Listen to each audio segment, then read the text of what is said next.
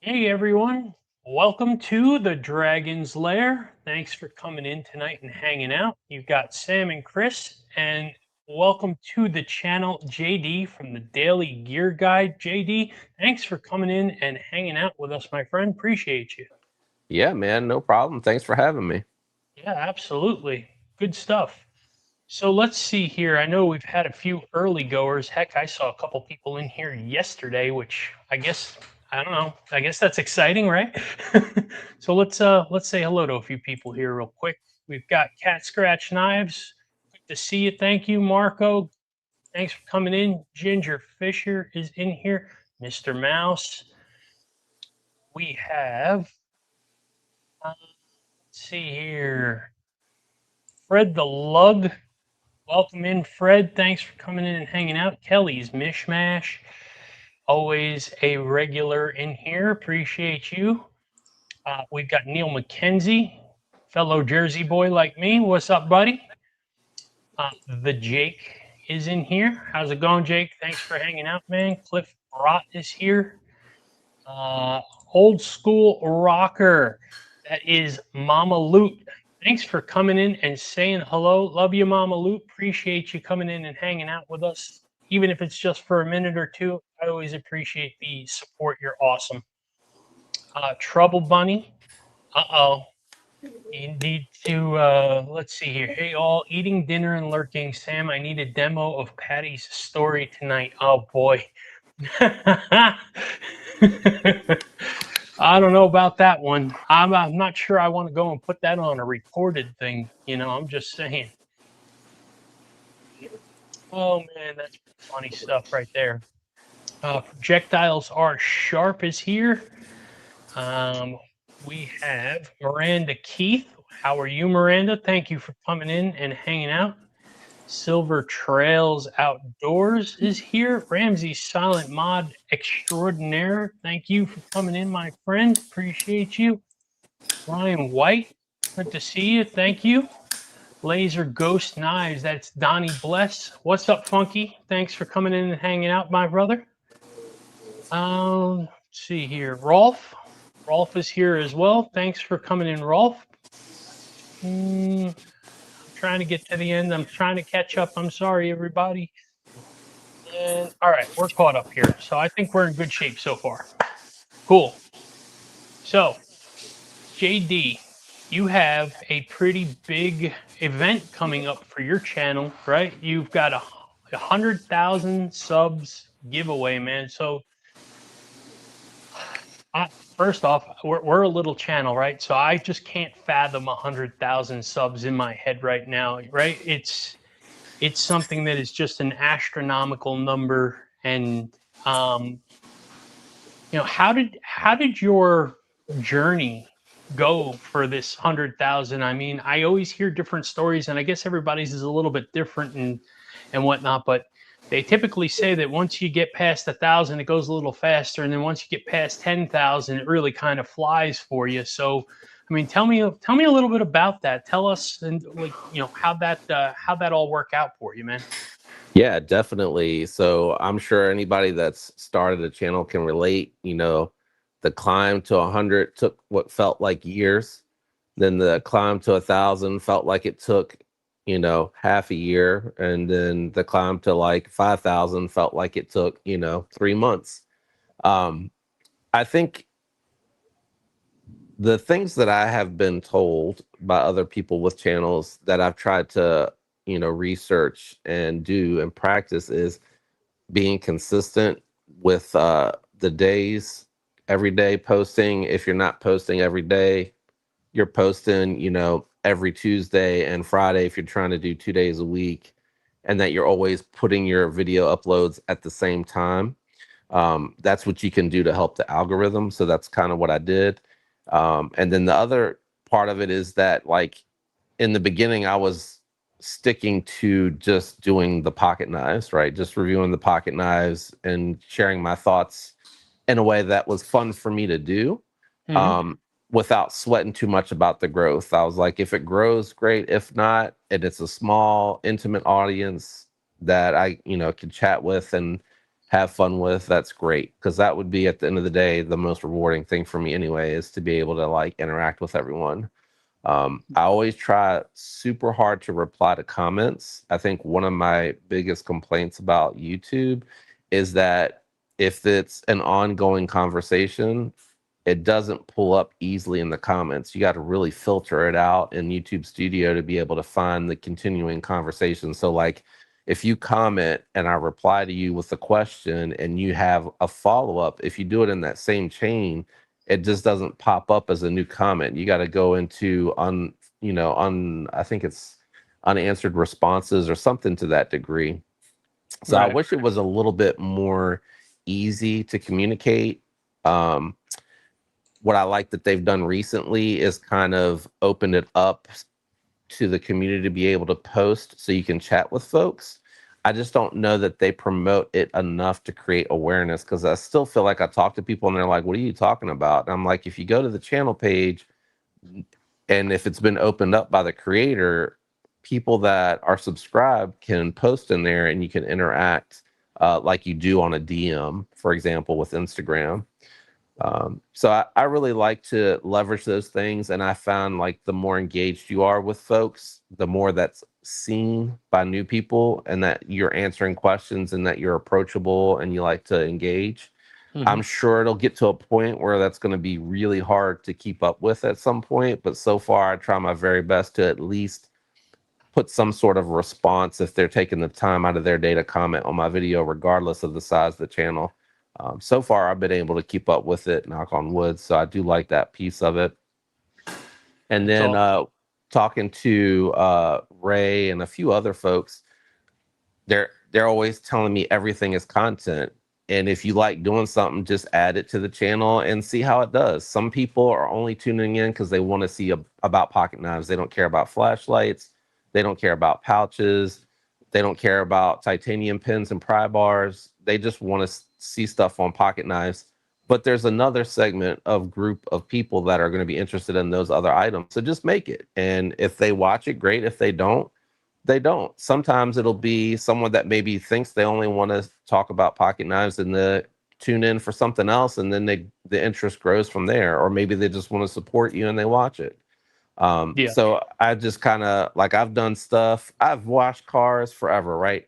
I found recently it was really this product that is like it's like a foam cannon, but you can put it on a garden hose. So I was like, screw it. I'm going to pick one of those up anyway to watch the car. Let me just record it and see who watches it. And it did way better than I thought. I was like, I'll be happy if I get like 50 views on this one.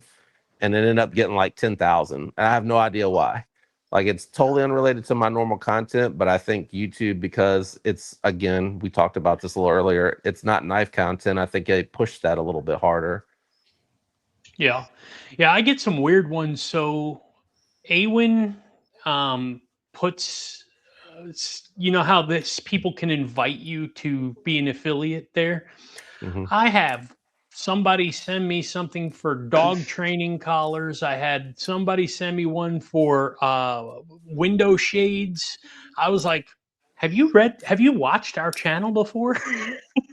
They're just trying to get anyone. They're a new company that's trying to get anyone. I've gotten feminine products, and I'm just like, I I know you see my face. I purposely, because the first time I went to Blade Show, I'm going around talking to people and they're like, who are you? I don't know your face. So I was like, oh, okay. So I always was, I'm like, I'm not self-centered and I don't feel like everything revolves around look at me. But when that was happening, that's when I realized, okay, people just want to get a glance. I hadn't, by my first Blade Show, I hadn't started live streaming yet. I was just doing videos. And I decided to do both after Blade Show. Like, I was like, all right, time to live stream so people can get to know who I am, because I want to talk to people and I want them to be able to approach me, and I love to hear what people say. And Mhm. I started adding the face profile onto the videos. Um, and that was really awkward at first, but like after a while, it just became second nature. Do Remembering you to just look do you at the record on like OBS or something? Yeah, I use OBS. Okay. Yeah, I was telling Chris the other day. I said, I've talked to a lot of people, and a lot of people have mentioned like faces do better, and right now we're glorified hand models. So thinking about that and thought about crossing over and fiddling around with that instead of just doing an over the head on the hands, but maybe doing something similar to what you do. I know Tri-State does those. I know a lot of people kind of do those things, and so I've thought about it. I've been bouncing it around. I just haven't pulled the trigger on that one yet. Yeah, and the live streams and the verticals are a great way to just put a name with a face. I think it kind of makes sense when you think about. It's nice to meet someone, but it's always nice to like just have that relationship of what the face and looks like to the name and the personality. I think it's a natural way to pull everything together. And obviously, I did that, and then by my second blade show, I had people coming up to me, and I was like, okay, that's a little wild, because I was trying to meet other content creators and makers, designers. I was going to tables talking to people, and I had to be like, hey, yo, it's JD from Daily Gear Guide or whatever. And then it flipped within a year the other way around. People were coming up to me and saying, hey, and talking to me. And I was like, this is fun. It makes it a lot more fun.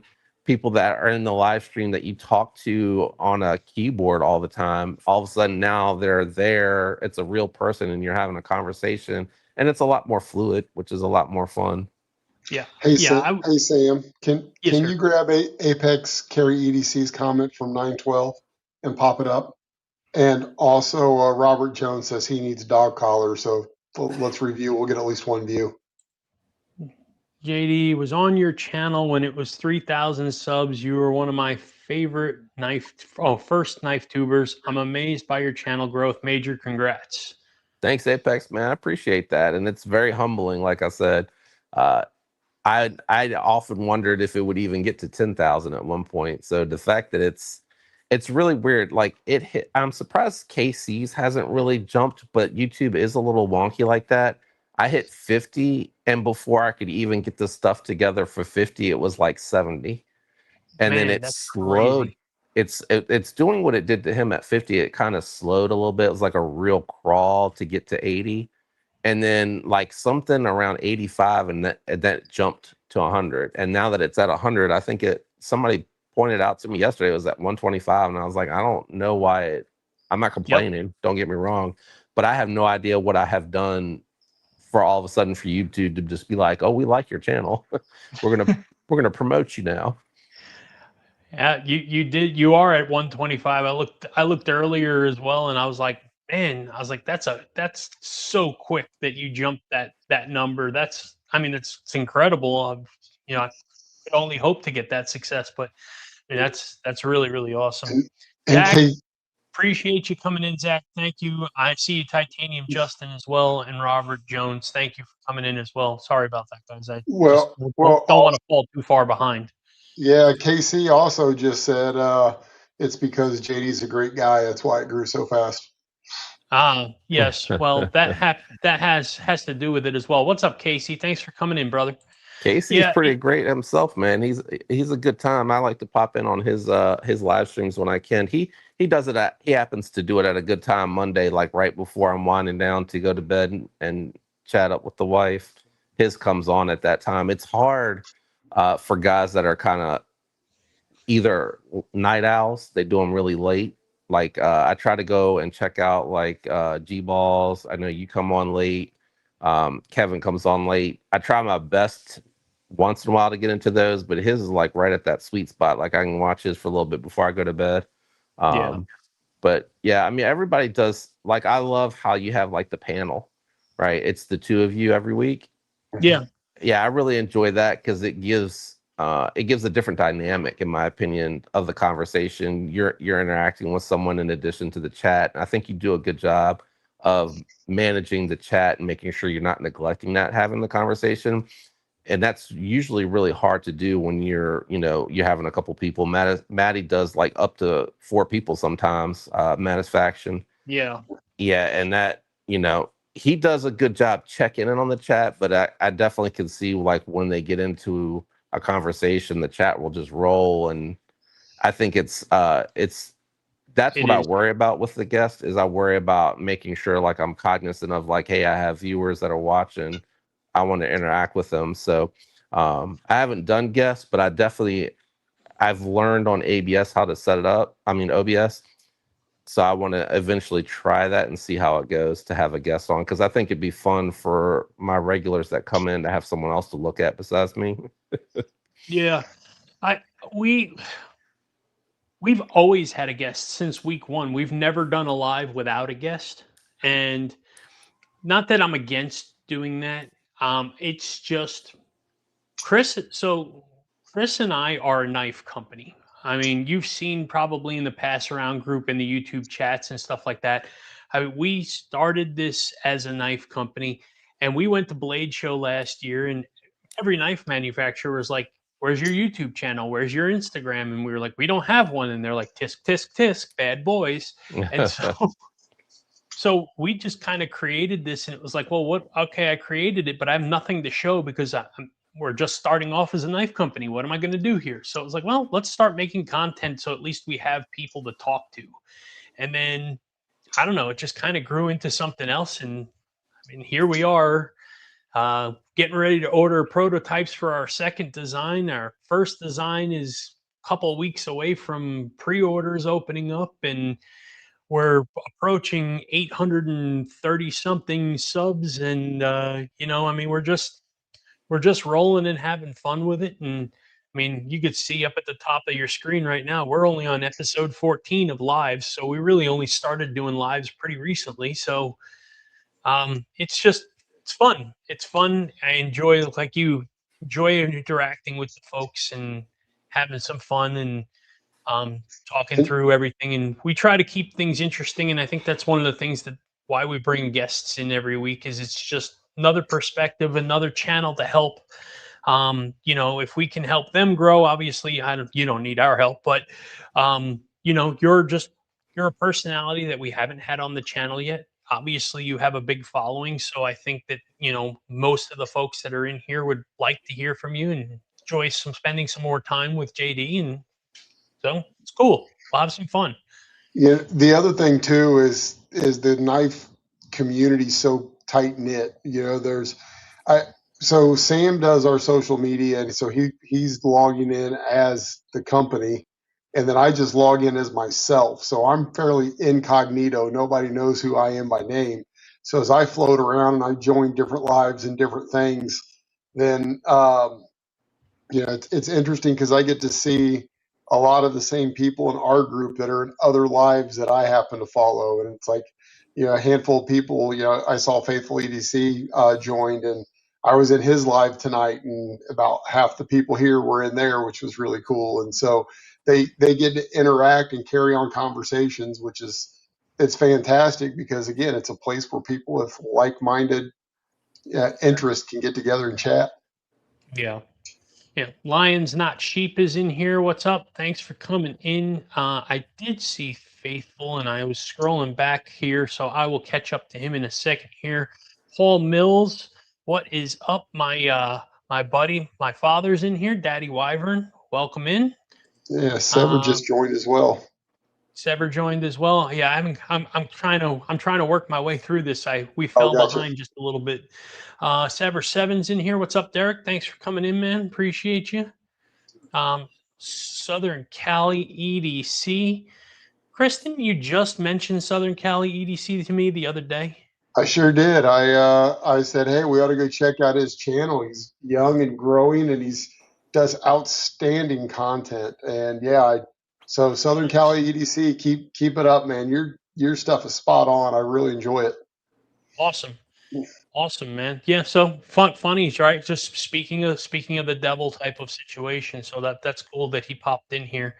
And then Faithful EDC, you met up with him yesterday, right? You said that you Today, connected with him, gave some knives over to him and whatnot. So yeah, I rolled up some of my grails and handed them to him today to be able to go play with and check out. So I was in his live and he was talking about going camping. I was like, just responded with, don't no no batoning with my Grimsmo Rask. So Frostly's Workshop. What's up? Thanks for coming in. Appreciate you. Gunmetal James is in here too. What's up, my friend? And So- Ramses, if you can pin and connect, help me out saying Southern Cali or Southern Cali EDC or South Cali EDC. Do you remember? Southern Cali, yeah. If you could drop his link in here. Actually, you know what? Southern Cali, I just made you a mod, so if you want to go ahead and drop your own channel information in here, share it with everybody, and go ahead and give Southern Cali a follow. He's killing it right now on his content. So really good stuff. Yeah, for sure. Hey JD, you know, Sam and I told you our pathway down here was because we wanted to sell knives and we needed to get connection with the companies. What did you see a gap in the coverage and something special that you wanted to do, or what led you to wanting to create content? So when I first came on to the scene, it was because I was really tired of, like, I would just go to Home Depot or Dick's Sporting Good or whatever to get my pocket knives, and I'd always feel like, oh my God, why is this dull so fast? So then I started researching, and I kind of stumbled into a couple of the really large channels way back then. It was like Best Damn EDC, Metal Complex. You know, he was like 10 or 15,000 when I, started on to this. And I was like, they're interesting, but I had not seen them do like really how's it built, taking it apart, looking at it. So what I would like to do is I would do like the formal of, I like this, it's sharp, it cuts well, or this is dull, it's too thick of a blade stock for a folder. And I would do another video of like, all right, let's get inside and see what it's built like on the inside. What are they using internally? And I think that's the mechanical side of me. Like I'm a gearhead by heart. I grew up learning how to work on cars out of necessity. Like I didn't have a lot of money to go get stuff fixed when it broke, so I had to learn how to fix it myself. And I think that's kind of where it came in from. And then just as it is, I don't know if you've watched a ton of the videos, but as it's evolved, I've kind of like, instead of comparing it to like this is an alternative or this is a size comparison, I like to like score them out. Yeah. And I thought that was kind of like a way I could do it uniquely on my own, because I know I'm not the first to do a score, but I don't know of any other channel that was really scoring out on the pocket knives. And I'm like, that would be a cool way to gauge how I view a knife for someone that's watching a review. Because I may say it's a good pocket knife and I may give it like a 6.5, which is above average, meaning like I think it's good. And then I could say this one's good as well, and I may give it a 7.5. And then what I'm trying to do with those scores is kind of explain where the variance may be from one to the next. I don't really keep a knife in mind when I'm doing the score out. I'm just using my rank system to convey what I feel about a knife when I get it in the hand, and then talk about what brought the score down, right? Like if I'm telling you what brought the score down, I'm hoping that'll translate to you to let you know. Sometimes it's just as small of an item as I can't get my hand around it. So for me, it might be like a 5. For you, if you have a small or medium hand, you might really like this, but I just can't get a good grip on it. And I'm going to use my knife to do cutting. So I need to know that I can get my hand on it and feel secure holding it. Yeah. When you grab a knife for the first time, what's your first 3 thoughts when you pick one up? Is it consistent every time, or is it all over the place? It would vary from knife to knife. So if I pick up a frame lock, I'm wondering, can I deploy this without putting pressure on the lock bars? Like the first thing that I think of. The next thing that I'm thinking of is I do like to do drop shut. Can I get in there? Can I disengage the lock bar easily?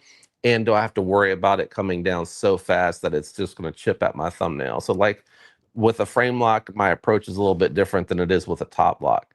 The top lock is, am I going to engage the top lock with my hand when I grab it? So you see what I'm saying? Like the thought process kind of depends on the knife.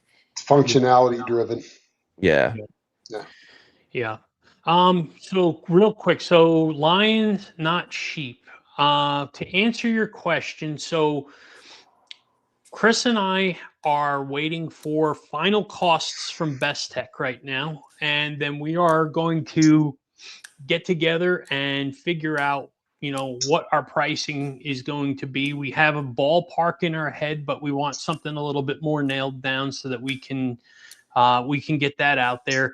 We're looking at a couple 3 weeks, and pre-orders are going to drop, and then you're looking at late summer, early fall for an actual arrival of the production product. So that is where we're at with the Gracchus right now. Um, we have new blades on order, so the first blades were good. I have one here, so the first blade was great, but the thickness, we can get the grind even deeper. We can get it a little bit higher, make this thing completely vicious. And so we ordered blades with a little bit of a higher grind on there, deeper hollow, and we're making this thing slicey and dicey, and it's gonna be awesome. And so they sent us pictures of the blades. They're complete. They're already with FedEx and already on their way to us, so we should be getting them pretty soon. As long as there are no issues there, and we check that box and it meets the specs that we're anticipating, then we're full steam ahead, and we should be on our way pretty soon. So stay tuned. Appreciate the interest in that, and pre-orders. We're going to have a nice discount on the pre-orders. So for those that are interested in it, if you jump in early and do the pre-order, you're going to get a good savings on that. And then after the pre-order window happens to close, at that point, when production comes out, it's going to be a higher price for it. So uh, we're excited, though. We're really excited. It's going to be a lot of fun. So appreciate your interest, though, and thank you for that question. That's awesome. So Good night, Casey. good night, Casey.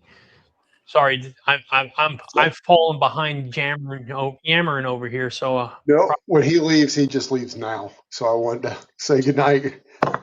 well, he leaves fast because he's knives fast. So That's Yeah. right. Yeah. Blue is in here. Appreciate you, Blue, coming in and hanging out, man. J1 Doobie is here. Did Miranda get her knife from Clayton? Like that Damascus knife he was working on? Did he finally send it out? Like that thing was so sweet.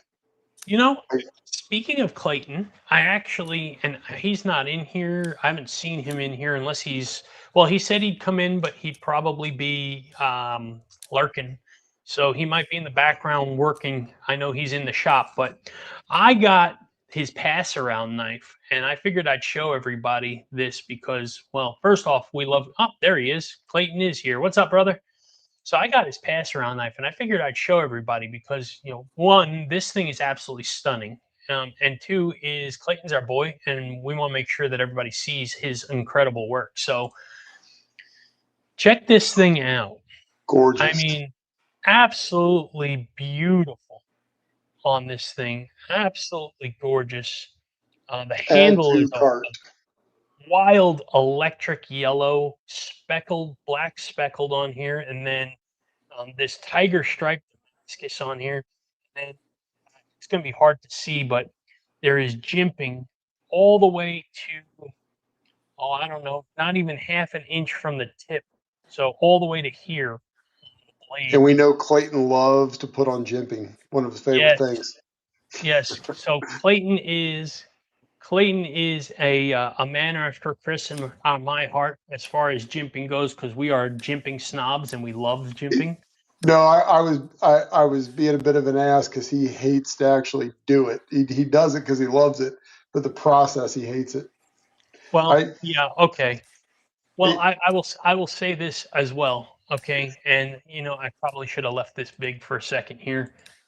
So this is how the knife came, right? Embossed in the leather on the strap here, beautiful leather. I mean, this is really nice leather. This isn't like cheap, crappy, crusty leather.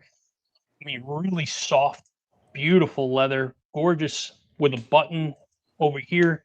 I mean, they are doing it right. This thing is a badass knife, and presentation wise, it's just spectacular. I mean, he is truly an artisan. I mean, Here, there is no question about that. absolutely. Blow me up real quick. Wouldn't I like to? Oh, sorry. Because tonight on Let's Judge a Pry Bar, man, Clayton made this one here for me. And dude, outstanding work on this. I love it. And again, jimping on that's awesome. And then I threw a faithful EDC lanyard on here, but I picked this up or came in the mail this week, and I love it. So I don't carry pry bars until now. So thanks again for hooking me up, Burning Stables. I loved it. 154 cm on that, right, Chris? It is. Yep. Yeah, man. Clayton, you're knocking it out of the park, bro. Like your work is absolutely gorgeous. So keep doing it, man. Keep slaying. That's fantastic. I am really enjoying handling this knife, and I'm looking forward to doing a review on this thing. And before I get it back in the next couple of days, I got to connect with Chris anyway. So when I do, I'm planning to bring this with me and put it in his hand because I know he's excited about checking out one of your knives. So I need some shirts for None for Now's boys, so I got to get over there to you so I can get that package out. Yeah, we've got some stuff for the boys for Zach. So we got to get that for sure. So cool. Yeah. So, do you have any aspirations, JD, to make your own knife or to design one? Is that in the plans for you? Definitely not making. I thought about designing.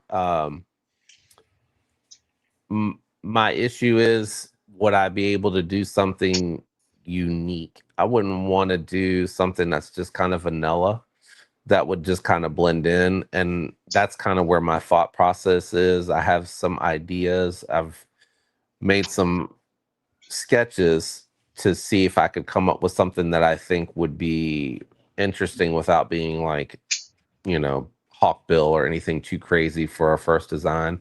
But it's not really something that's like a top priority. It's more going to be like of a byproduct if I do decide to do something like that. Yeah. Yeah. Nice. Yeah. Yeah. That is definitely. I definitely understand that, Cliff, and I think the thing that's with us, I constantly try to find something to make different and unique because let's face it, I mean, there's only so many blade shapes out there. There's only so much. I mean, how many more drop points? How many more sheep's foot? How many more Warncliffs can you do and whatnot? So it's try to put a unique twist into it, however that might be. And I mean, fortunately enough, I don't know what kind of crazy world my brain was working when we made this crazy blade shape, but it seems to be pretty people seem to be liking this thing. And I mean, Mr. Mouse said something that pretty much stunned me earlier. He said that this was his favorite knife of the year from a content channel. So Nice. I'm Nice. That's a hell of a compliment. yeah, Yeah, man. I mean, truly, every time somebody says that they are interested in this thing, or that they love it, or that they want one, or Jake going, "Hey, add to cart" on like every one of his comments, man, every time that happens, I'm humbled a little bit more by this. I mean, this community continues to do it for me every time, and I can't appreciate. Both of us can't thank the everybody enough for the interest, excitement, and love that they share for this and the project and everything. So again, I've said it 100 times, but we'll say it again. Thank you from the bottom of our heart for everything. We love you guys. So agreed. Yeah, JD. Well, I think knife tubers tend to make some of the best knives, right? We just handle so many knives. We know what the community likes. We know all the flaws of all the manufacturers and all the things that they do wrong. So we just try to avoid those things. And I think that's where we have a leg up So I would love to see what you come up with, man. Yeah, I would agree with that for the most part. I would agree with that for the most part. I would say at the very least, you're going to get a very slicey, very functional model, even if you don't like the design, right? Because I know Sure. that some people design a knife that they like, and that's what I think is probably the most exciting for that designer is if you've designed something that you find attractive yourself, and then you have other people that are buying into that. It's nice to know that you not only have the connection just in general in the knife community, but you also share taste, similar, desire for what your finishes are, what you've picked for your blade steels. Uh, I think all that's really cool. Yeah. Yeah, it is. It is pretty cool, for sure. And it's a lot, right? Like it depends on what path you go. You collab versus OEM. And I mean, we dove in head first and went with an OEM to start. And I mean, there are some days where we feel like we're getting run over by a truck.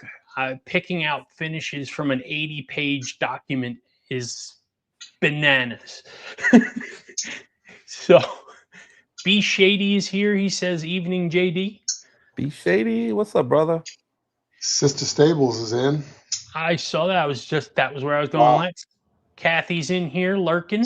What is Kathy. up, Sistables? Sorry, I got cat-like reflexes. I got ahead of you. No, you're good, man. You're good. So So JD, is it? Oh, go ahead. I was Go gonna ahead. ask each of you what pocket knife hooked you? The PM2 was mine. So the Cliff Notes version was I was going to the gun range about every week, a couple times a week, and they at the rental count or the counter where you check in, they had some knives, and I just I'm waiting to get my lane assignment. I'm staring at the cage, and the PM2 is at the top, and every single week I was like, that's the ugliest damn thing I've ever seen. Like, I just don't like it. And I finally asked the guy, like, why would anybody buy that? And he took his out of his pocket and put it in my hand, and that changed everything. I was like, because I was carrying a buck 110.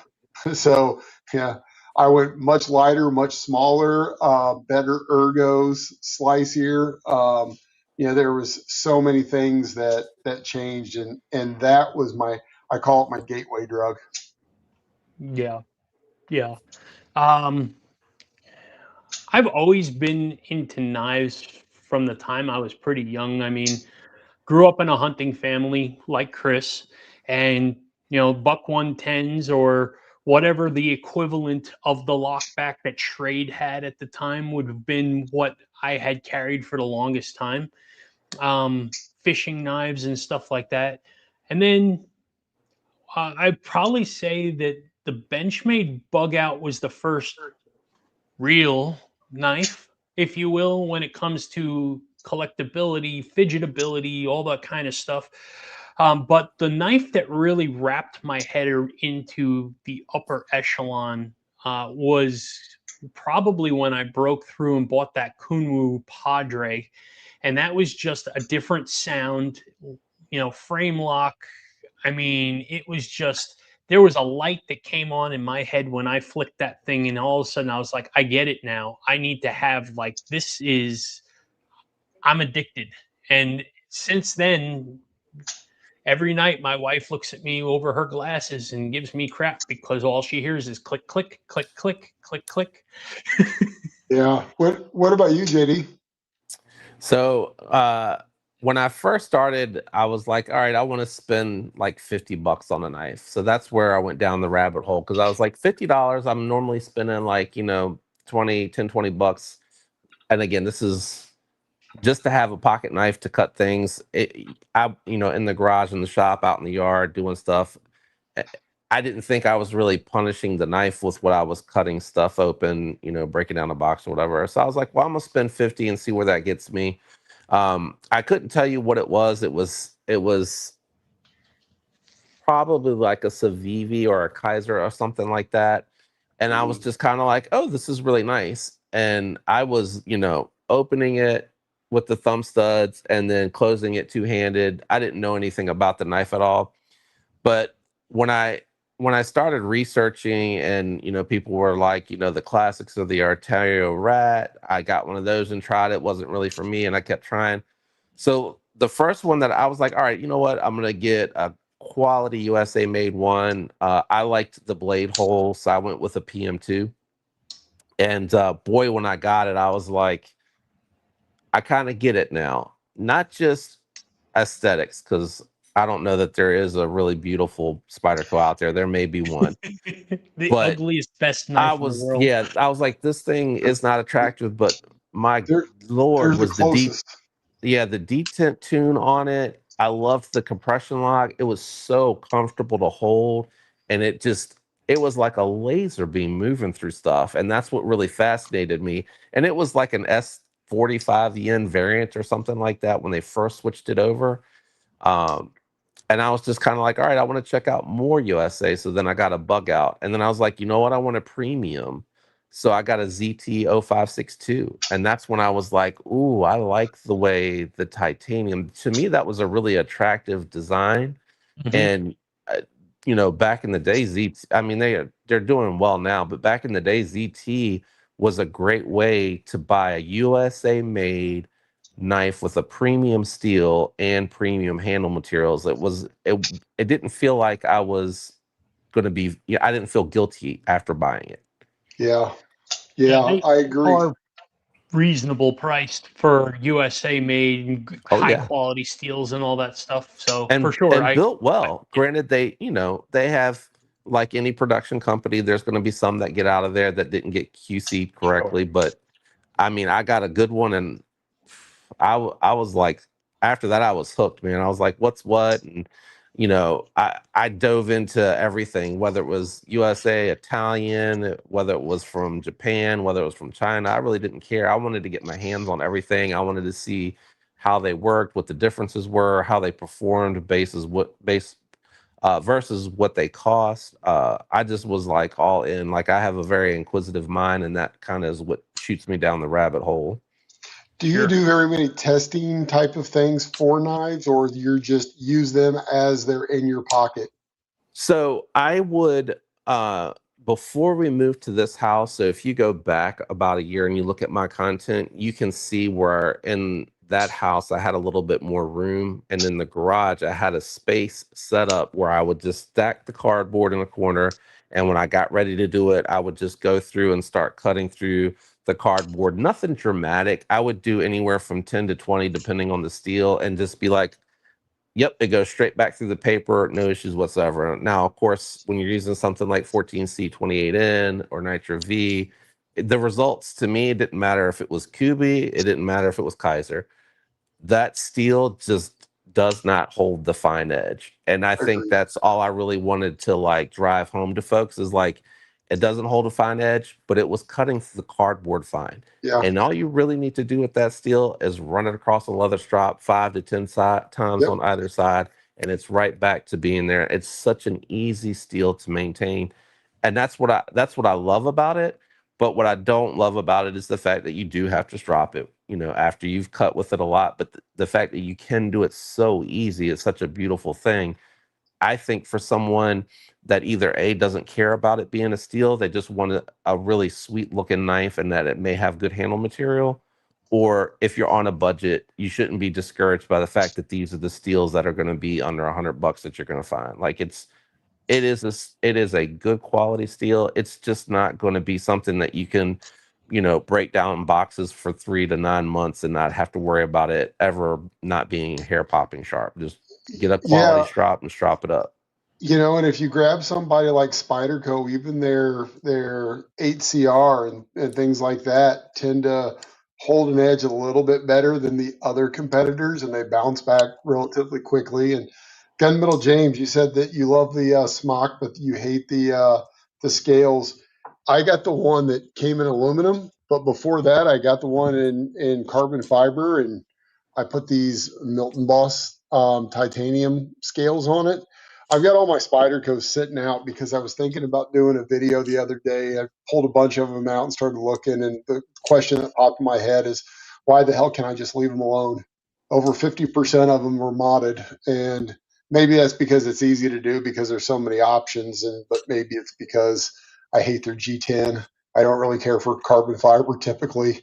I think their pocket clips are terrible, but for whatever reason, I love the company and I keep gravitating back. And I think that's probably because of the ergos, since most of the time that, or I've heard them say before that we don't make knives for the eye, we make them for the hand. B Shady, I know Chris has a McB, and then Gunmetal James says that he's thinking about getting Rip's Garage micarta. Yeah. Oh, there we So go. there you go. There's your McB. Yeah, it's a little titanium one. So speaking of go ahead. Sorry. Go I was ahead, just JD. going to say my most carried used Spyderco is 100% the Bodacious. I waited for the Spy 27 version to come out. I was almost tempted to pick up their S90V version because Spyderco does such a killer job with their S90V. But I've really enjoyed the Spy 27. But I did throw the agency scales on from Applied Weapon Tech. I mean, it is just, they're contoured, they're milled, but it still allows for the knife to go in and out of the pocket nicely. I think that's actually an attractive design without that egregious choil that they have on the Shaman, and it's a little bit thinner. So I really like, that knife gets in the pocket so much, man. And I know people hate the compression lock because they can't use it left-handed, and I totally get that, but that complaint holds true with a lot of frame locks that are out there. And I have no issues with it. It's such a phenomenal knife, and I personally love the way that one looks. Yeah, I like the I have a Bodacious a lot. I have a Bodacious. I was looking at scales to change it out. I have the same thing, right? I have Spy 27 on it, so it's on the to-do list. But man, I mean, there's so much on the to-do list that's just somewhere along the lines. I mean, I don't know about other people's experience, but I've had such a great experience with their Spy 27. I really like the steel a lot. Yeah, it's a good steel. Their heat treat is fantastic. Their quality control is really good. You can count on getting a good product most of the time. So James prefers that to the Shaman, and then Jim Miller, which, hi Jim, by the way, sorry if I missed you earlier, buddy. He says he prefers the Shaman. So they're very similar knives. I definitely understand people have that preference, and I've seen it both ways on there. So I mean, they're both good knives, right? Yeah, Chris and I had gone to a gun show, and I'm just not a Spyderco person. I never have been, and it's just never been something that I've enjoyed. But I also never had touched at the time. It was, what was it? The Manix 2, right? Was the one of them, and then the Bodacious. So I had put them in my hand, and as soon as I put the Bodacious in my hand, I was like, I like this. And it was instantaneously, like, it just felt right, and I had to buy it. So no regrets on that one. Yeah, I was telling them that, hey, we're going to take your knife maker card away if you don't own at least one Spyderco. Like, it's a requirement. Well, now I have one, so leave me the hell alone. We were talking about budget knives before, and JD, I know you know this knife, and I just got this in, but this is that new Wixco Phoenix. This thing is an absolute banger, man. I mean, with the discounts, they're like $65, and fidgetability on this thing is next level. I mean, my one complaint that I have on this knife so far is the detent is silly light. Like, oh, I don't have that issue. Mine was heavy. Well, yours is heavy. Here, I take that back. Mine is crisp. It is not. It's not light. Like, I can't accidentally prematurely deploy it, I guess is what you're probably saying. Yeah, I can't do that on mine. Yeah. I can literally swing it out without deploying, right? Yeah. Like I could just drop this and it opens. So I've got a little work to do on it, right? A small adjustment to be made on here to get that to engage. But I look at it as you can't have everyone tuned well and sell them for $55.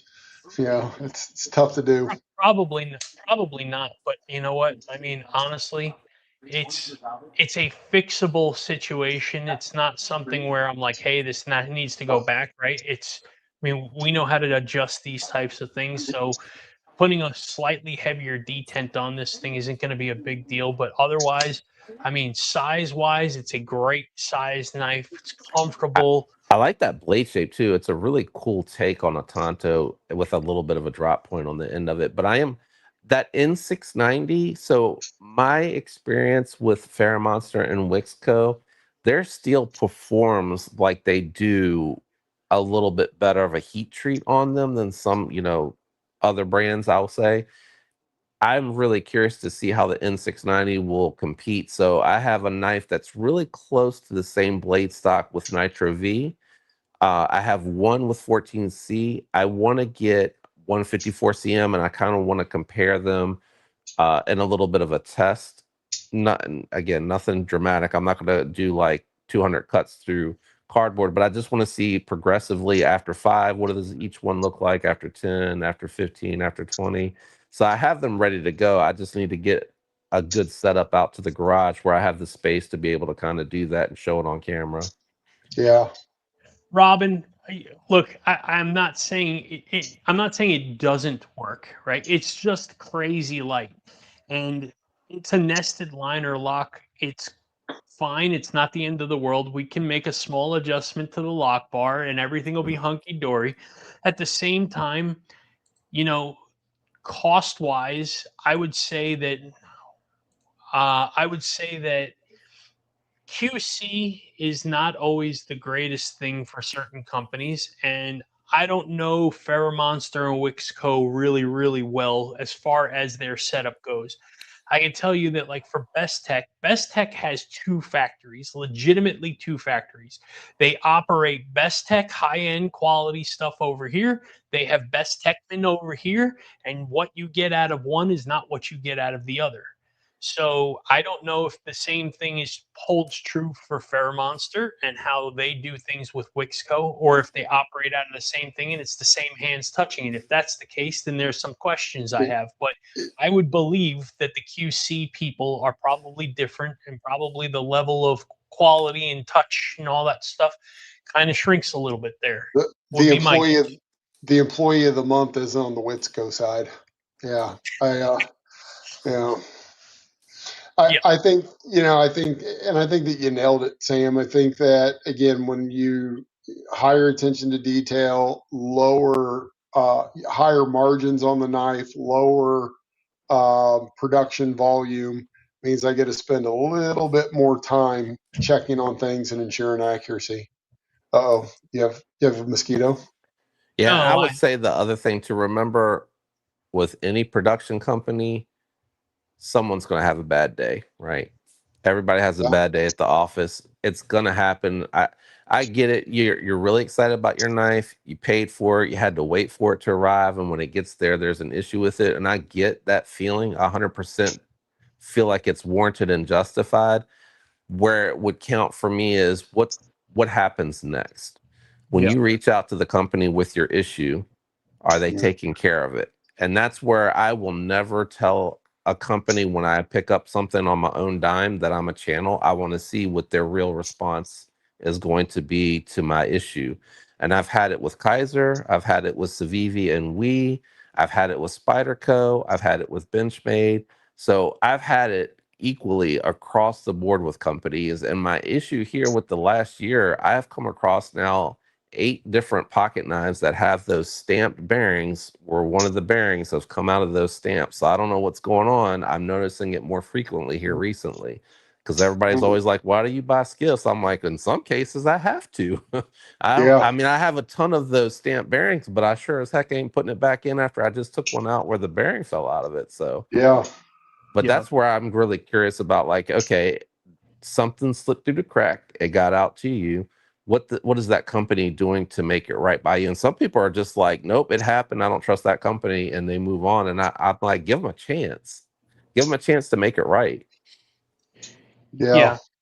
No, I don't disagree with you there, JD. I think I've been I've been pretty fortunate that I haven't had any major issues.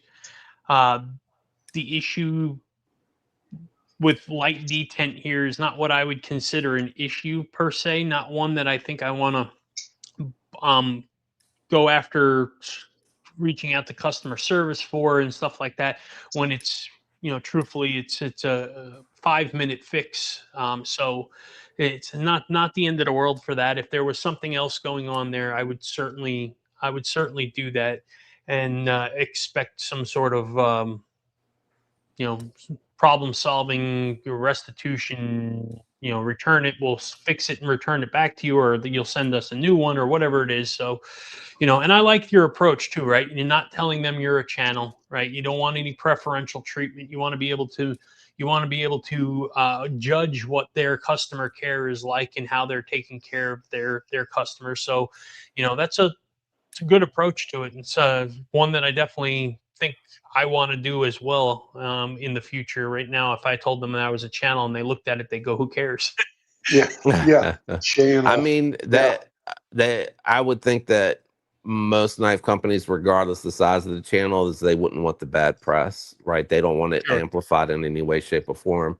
And I will say, I'm not going to call the company out, but I had a warped blade on 2 knives from one company, and I did that process where I reached out to them, and the resolution was sending me the blade to install. And I'm thinking to myself, what if I don't feel confident doing that swap myself?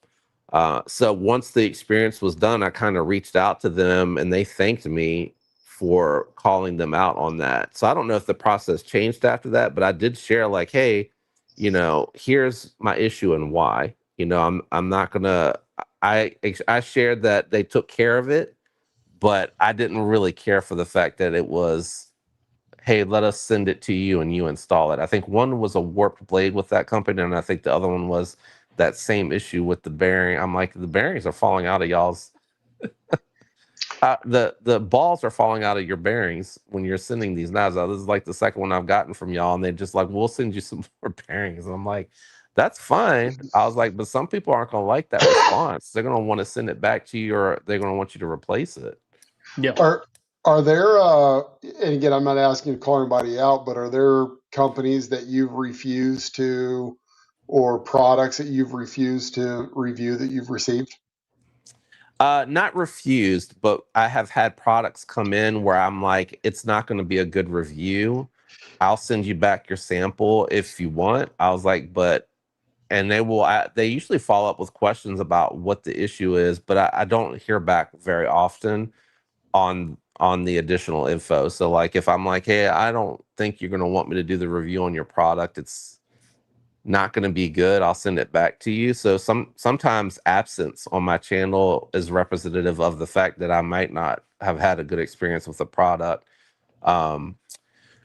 I want to say when Vosti started, I had a couple of issues with theirs, and I was like, you're not going to want me to review this, and they actually sent me another knife. I don't know if it was sealed, so I don't know if they picked it out and then put it in the box and sent it to me, but the samples they sent me back were better than the ones that I had originally gotten.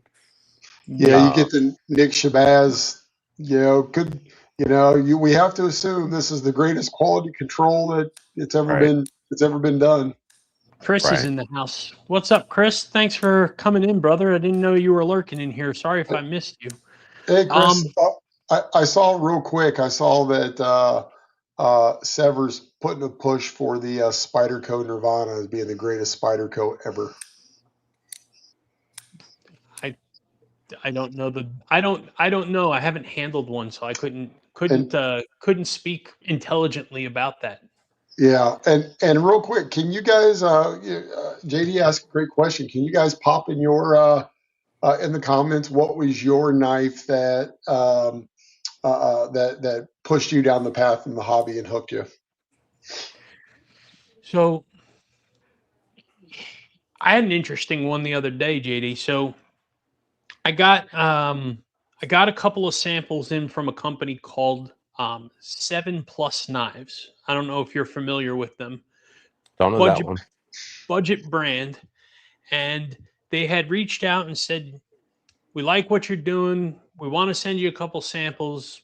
What are your preferences? So I said, sure, well, I'll take whatever you want to send, but here are the things that I typically do. And they said, okay. And they sent a couple out to me, and I'd done one of them on review the other day, and I had a comment that the person hopped into the chat and had said something about, be careful with them. I ordered them 3 months ago. I still haven't gotten my knife. And so I replied back and I said, look, I've got their ear. If you send me a DM, I'll reach out to them and see if I can figure out what's going on. But I want to know about this because I don't want to promote this product if this is the type of business that they're doing. And 7+ Knives reached out to me with a screenshot of that comment and said, we're addressing this immediately. My apologies.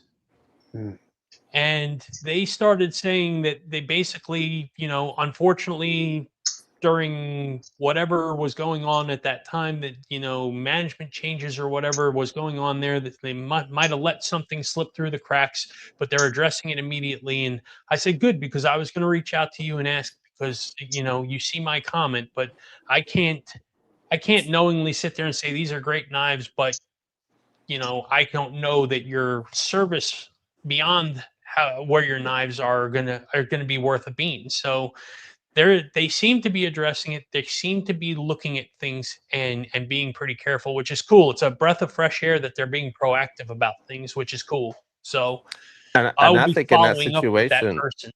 yeah, I think in that situation, exactly how you talked about it just now would be how I would approach it in the video. It'd be like, I like the product. So far, my interaction's been good with the company. I know about this issue that happened with someone that brought it to my attention. They said that they're going to address it. So you have all the information that I have, and you have to make the decision based off of that. Companies make mistakes, man. People have bad, like I said, I'm sure we can all relate. I've had a bad day at the office. Like, it happens. 100%. Yeah. If the company will make it right, then that's great. If they won't, they won't. And I think, I don't know how often you've seen the conversations about stuff that makers have done, but even that stuff can change, as they go down the road. They may soften, their pride. Once it's done being hurt, they may come around and be like, okay, begrudgingly, we're going to make the change. You guys are right. It can happen. Sometimes companies won't. And I think that's where I kind of, I take issues with the large companies coming at small creators and or companies, about the stuff that they do. Like, that's the one thing that I think I will take longer to come around on if something were to change in the positive direction. So I would say I would be willing to allow them to prove to me, but it would take more time of the evidence for me to come around now once you've kind of crossed that threshold. Because it's not like, in my experience when I've seen it, so anyone can ever correct me if they're wrong, but in my experience when I've seen the feedback to the companies, it's like, it's a little bit of a call out, right? I'm paying $500 for this product. I shouldn't be getting a 59 HRC 20 CV blade, right? You're a big company. If you don't know how to heat treat, you should learn how to correct this and make it right. Because I agree, at a certain price point, whatever your number is, you should expect end to end that product is going to be flawlessly done. Correct heat treat, good factory edge, not burnt, good grind. It's going to have the proper action, whether you like washers or bearings. There's not going to be any there's not going to be issues with the handles, the pocket clip, nothing like that. Like, it should be flawless. Now, if you're picking one up and you don't like that it's, Hinderer does the pocket clip where it's mounted and then it starts like 3/4 of the way down or a quarter of the way into the handle is where you're actually going to have that pocket riding. So you got like this much knife sticking out. That when you buy it. That's the style clip that's going on there. So, like, I don't find that as a legitimate complaint, but when they were called out about their heat treat being poor and the steel being soft, the disagreement of them saying, no, it's not, that's all you need, versus the fact that the argument is we're paying a premium for your pocket knife. Yeah. You should have a very good heat treat on the steel. It shouldn't be on the lowest end. That's what you're seeing in a Chinese production knife. Like, that to me is a legitimate argument. So the cease and desist that they did with Brian at Transparent Knives on that, like, I just was floored that that was the case, because I would think that the response would be, I want to give you the product that you expect for me to give to you, or at least educate me as to why I'm wrong. But Yeah. just to go legal all out on that, to me, made it feel like, to me, like it was a pride thing.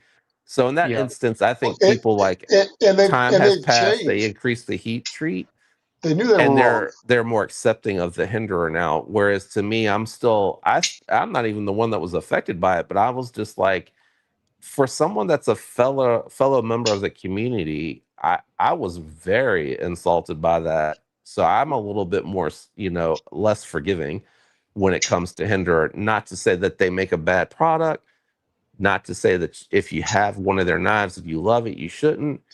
I'm just saying, for me personally, my stance is, I'm not going to buy one, and I'm not going to put one on my channel. I'm in That's alignment. Yeah, I'm in alignment with you there, that they have the ability to, or they had the ability because they changed it. They changed their Yep, processes and their yep. standards. So it should have just been hey, we feel like this is all that's needed. But if your community's saying different, or our customers saying different, then we'll make those adjustments. I'm good with people making mistakes, but I agree. Just to go, no, that's all that you need. It's fine. We know more than you. Yeah. Yeah, I'm gonna Gotta love disagree. that. So I know I'm going to open up probably a can of worms with this. And, Chris and I had this conversation, but since we're on the subject of heat treat, why not just being a little incendiary here? JD, what are your feelings on what Taylor is doing in the heat treat testing world, from posting all of the different blades like almost daily, right? He's posting a whole pile of blades that he's tested, and the HRCs and everything like that. What are your feelings on his approach to that, with what he's doing? And folks in the chat, I would love to hear your thoughts on that as well. What does everybody feel as far as what Taylor Hardness is doing with their testing facilities and how they're going about doing this right now?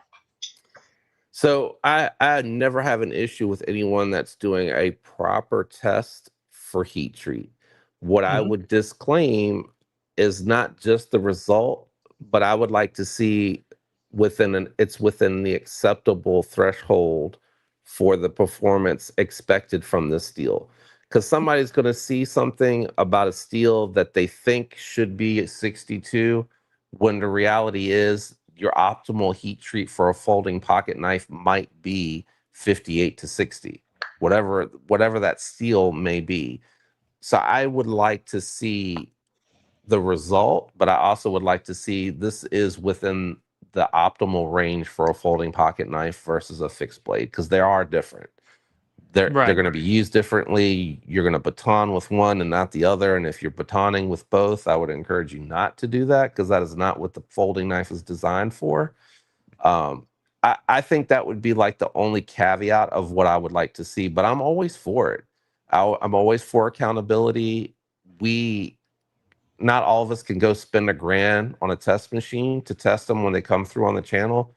We rely on how they're performing. And that's a little bit difficult, because if you throw a holograph on something that might have the very entry level HRC for the heat treat, it can be deceptive in that it can perform well. So you need to do some sharpening and other stuff and invest the time in it to see, is the steel really where it needs to be? Does it take a burr properly? Can you not get it to get a burr? So that's the type of stuff that I would like to see with those testings, is just this is where it's coming in at, and it's within the optimal range. Or even so, I don't think people realize that a coated blade is always going to be a little bit lower than an uncoated blade when you're testing and all stuff like that. Blue. That great, Blue. Thank you, buddy. I needed a chuckle there. JD, I don't disagree with you. I am all for people testing blades. I am all for that. I think where my feelings get a little sour about things with him right now is his approach to the game. I think his attitude of big knife companies, I'm coming after you. Like, instead of that, maybe the approach should be, hey, big knife companies, I want to partner with you so that you are better to the public. And, instead of trying to bury somebody, maybe it's try to lift them up and get better so that everybody benefits from that. And then his repeated, like, I'm working a $20 million facility, and my machines are calibrated and they're great and blah blah blah. Okay, but you're going up against $100 million knife company. What, you're going to tell me that they don't have calibrated machines? Maybe, and maybe they have $20 million testing facilities too. Like, maybe they don't, but I'm just saying the arguments from his side, he seems more like I don't know, like he's got a chip on his shoulder in the game rather than trying to benefit the knife community in the proper way. And that's just my feelings on it. I like the idea of somebody testing these blades out. And like Lefty, he sent his stuff willingly to them. KC sent his knife willingly and had the tornado tested. I think he had 60.4 or something was his average HRC on that. Nice 154 cm at over 60. Yeah, that's an Good awesome stuff. heat treat for 154 cm out of production pocket knives. I was glad to Hell see yeah, that. absolutely. And people that are willingly doing it and sending it to him, that's fine. But when he's getting them and then he's just going on the attack to try and bury somebody, like, that's where I kind of feel a little salty about that. So that's just my thoughts on it. Yeah, Chris, and what are without your having a thoughts? conversation directly with him to see what the angle is or what the gain is, it's really kind of hard for me to judge. So Sure. that's why, like, mine's more of a blanket objective statement. And I'll be Hmm. honest, I've been researching, just picking up a machine. I was going to reach out to Brian to talk about making sure it's set up correctly, because I think that would be fascinating to, when things come through for review, pop it on there real quick and check it, without having to send it off somewhere. That would be awesome. But the machines to do proper testing are not cheap. It's quite the investment in the beginning, for sure. Hmm. Yeah. And I'm I, all for holding, companies accountable, but I think you have to do it within reason. So I don't mean to pick on Migaron, but Migaron is one of the companies that have repeatedly tested soft for their M390, but they're only charging like $180 for their knife. To me, you're buying it because you like the design, you like that it has titanium handles, and the M390 is probably going to be okay for you, but you know that when you're going to go to sharpen that, you're going to have a hard time getting it to take a burr, get a good edge on it. Like, Hmm. to me, you're not really, you don't care about that. You're probably someone that just likes to collect pocket knives. You're probably not really using it too hard, in my opinion. Sure.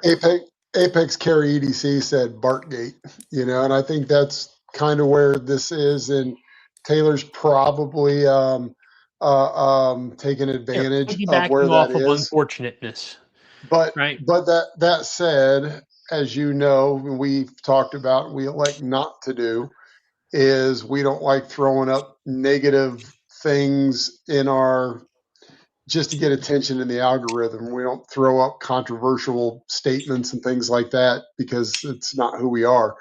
And if you're wanting to grow a channel, that's a smart way to grow a channel. That said, I'm in complete agreement. That's not who I am. I love that there are people that are checking them out. I love that Machine Wise sends here's dialed in your HRC for your knife, not this Hmm. batch. Your knife is this, and I love that. You know, I like to know what I'm getting, and anytime I get a knife, I don't know if it's soft or not until I start sharpening, and even then, it's just a guess because I sharpen once every 2 or 3 weeks, not every day, multiple knives. So it's not like I've got to feel like I'm Jared Deeds or somebody. Yeah. So that's it's difficult for me. So I like that there are people out there willing to test. I don't like the way that he goes about it with the full intention of trying to take somebody out. I'm okay with him if his phrasing was something along the lines of, if you're cheating the people, I'll expose that. But also, if you're doing all the right things, I'm going to highlight that and throw that up too and give you your credit. I don't like to be Yeah. robbed.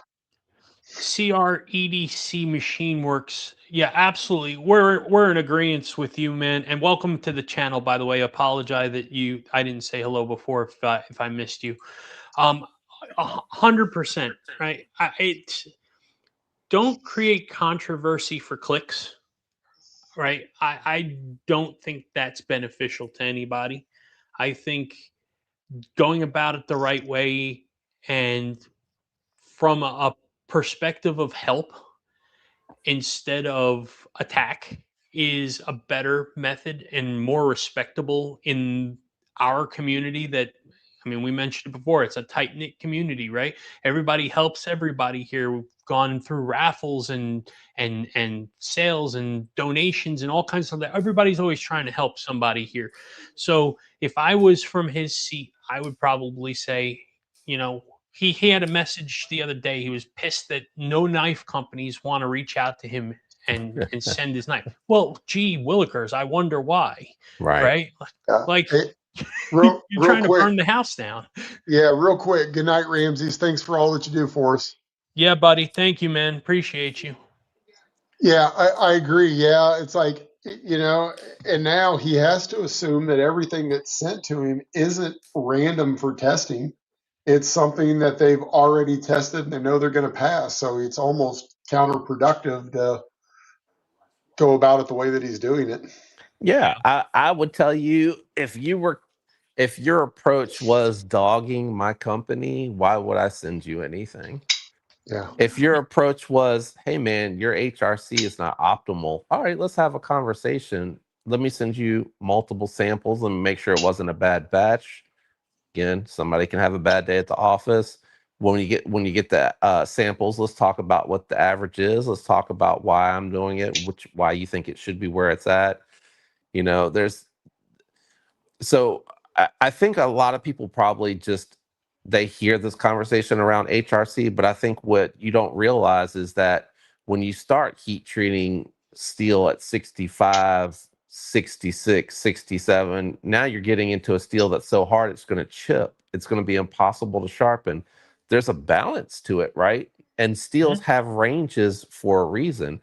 Those ranges may not be like the optimal perfect HRC, but if the steel maker is telling you if you put it in this range, it'll perform how you want it to perform, it'll be easy to sharpen, it'll hold a good edge, it's not going to chip on your client. So some of it is that they're getting instructions, and sometimes it is negligence on the maker's part, right? They're trying to save the life of the machines that they're cooking them with to make them last longer. But when you do that, you're cheating your clients. So there's Yeah, they're always cutting corners to save belts. Right. right. I get what you're saying.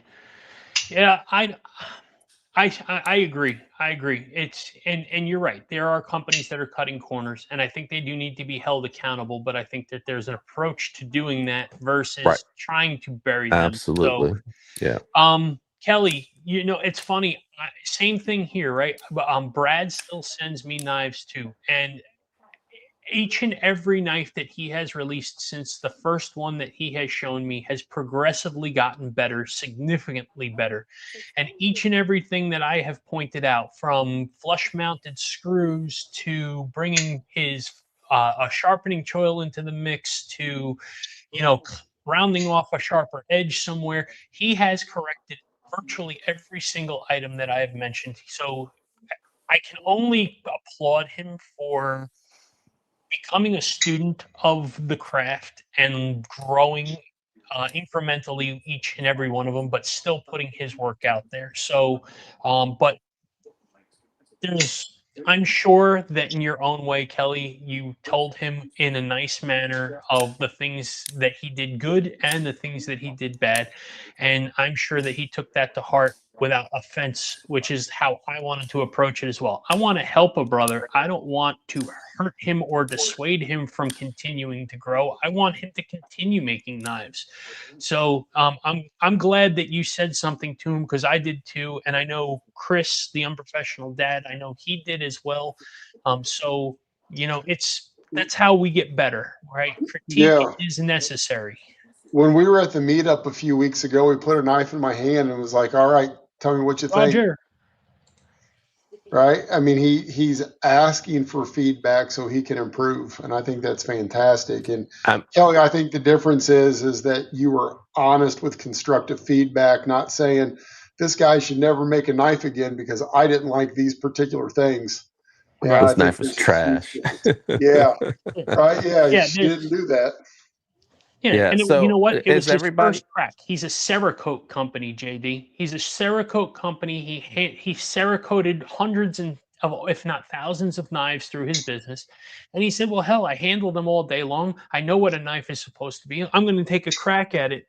And he started making knives. And you know what? He's making some pretty nice crap right now. Like, well, I shouldn't call it crap. That's the wrong word. So I apologize.